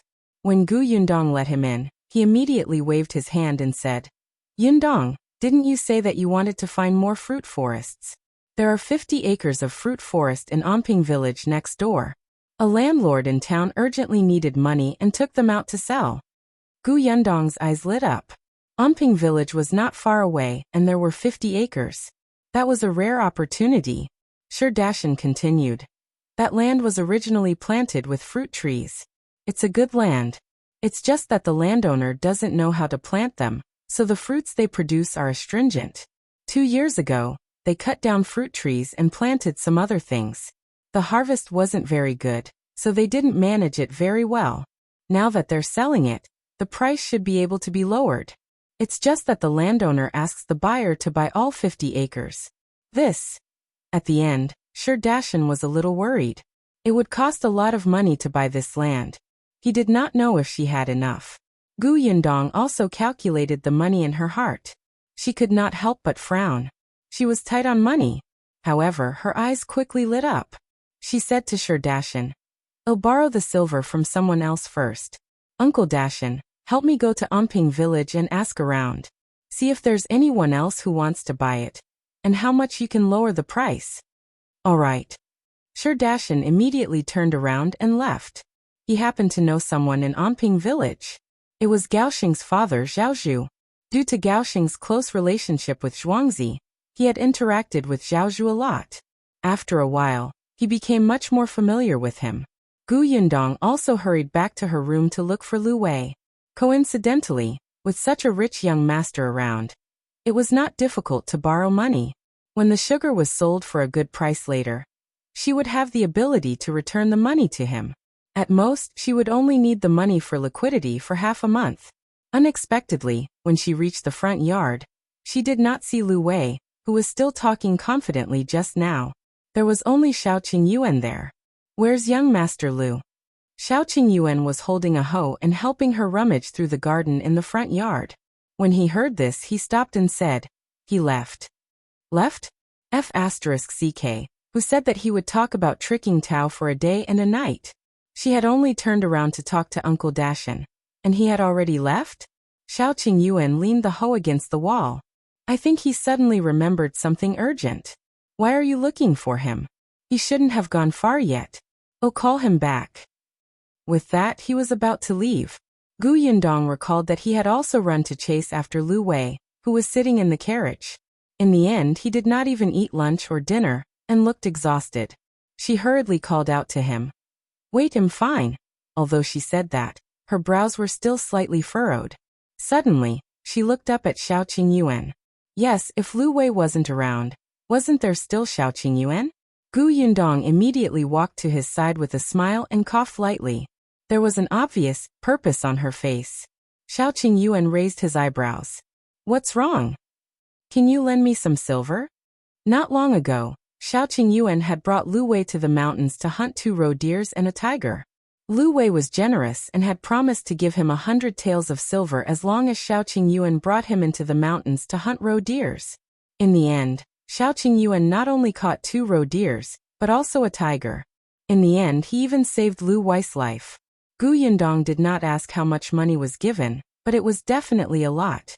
"Wait for me." Shao Qingyuan didn't even ask why she wanted money. He turned around and returned to his house. Not long after, he came over with a box. "Here you go." Yundong was stunned. Wasn't this too straightforward? She slowly opened the box. The next second, her eyes widened. Chapter 163. Yundong's decision. Yundong raised her head in a daze and looked at the calm person opposite her. She reached out and took out the banknotes from the box. She counted them again and again. 800 taels. He actually had 800 taels of silver. This person was actually an invisible tycoon. In the entire Yongfu village, there was probably no one richer than him. But the problem was, you have so much money, yet you still eat dry steamed buns, live in a dilapidated house, and wear clothes filled with patches. Even if he didn't know how to cook, hiring someone shouldn't be a problem, right? There was no need to live like a refugee. Shao Qingyuan glanced at the banknotes in her hand. His eyes were as calm as if it was just a few ordinary pieces of paper. There was no emotion in them. After a while he said, "It doesn't matter. I'm all alone." Yundong suddenly paused. She actually felt that his words made her heart ache for some reason. Yes, he had always been alone. He had no family or friends. Even in the Zhang family, he kept a distance from them. He was neither close nor on good terms with them. The people in the village regarded him as a ferocious beast. When children saw him, they would avoid him as much as possible. He was a loner. Whether he had money or not, it was meaningless to him. He just needed to eat his fill, and wear warm clothes. He did not need a higher quality of life. Everyone called him a wolf cub, but Gu Yundong had never seen him do anything to hurt others. Even if he did, it was someone else who provoked him first, or a hooligan like Hu Liang. She didn't know why Xiao Qingyuan's attitude was so cold even after his grandfather died, but she believed that there must be some unknown reason. Gu Yundong tightened her grip slightly. For a moment, her mood became a little complicated. After a long time, she slowly exhaled and said, 300 taels should be enough for me. She took out 6 banknotes worth 50 taels and handed the box over. Xiao Qingyuan shook his head and didn't take it. I'll give it all to you. You can use it. If it's not enough, I'll think of another way. Xiao Qingyuan, you. Money is useless by my side. You should still buy land and fruit trees. There are many places where you need to spend a lot of money. You can buy land too. Xiao Qingyuan paused and said in a low voice, the village won't sell the land to me. Why not? Gu Yundong was surprised. As far as she knew, although Chun Liang was not very close to Xiao Qingyuan, he would not have any bad opinions of him. He was just like an ordinary villager. It was not to the extent that the village chief would not sell the land to him, right? Xiao Qingyuan didn't think there was anything inappropriate to say. Everyone in the village knew about this. When I left the Li family back then, in order to repay them for raising me, I promised in front of the village chief and everyone that I wouldn't buy an acre of land. Gu Yundong was so angry that she wanted to laugh. You're not allowed to buy land just because they raised you? That's ridiculous. What were you thinking back then? Back then, as long as I could sever ties with the Li family, any conditions wouldn't be difficult. Perhaps because of the past, Xiao Qingyuan's gaze gradually became a little cold. Seeing this, Gu Yundong quickly changed the topic. Forget it. It's all in the past. Then your 800 taels. You use it. Xiao Qingyuan's tone was firm. Gu Yundong pursed her lips and looked up at him, then at the banknotes in his hand, and then at him. After a while, she suddenly seemed to have made a major decision and looked at Xiao Qingyuan solemnly.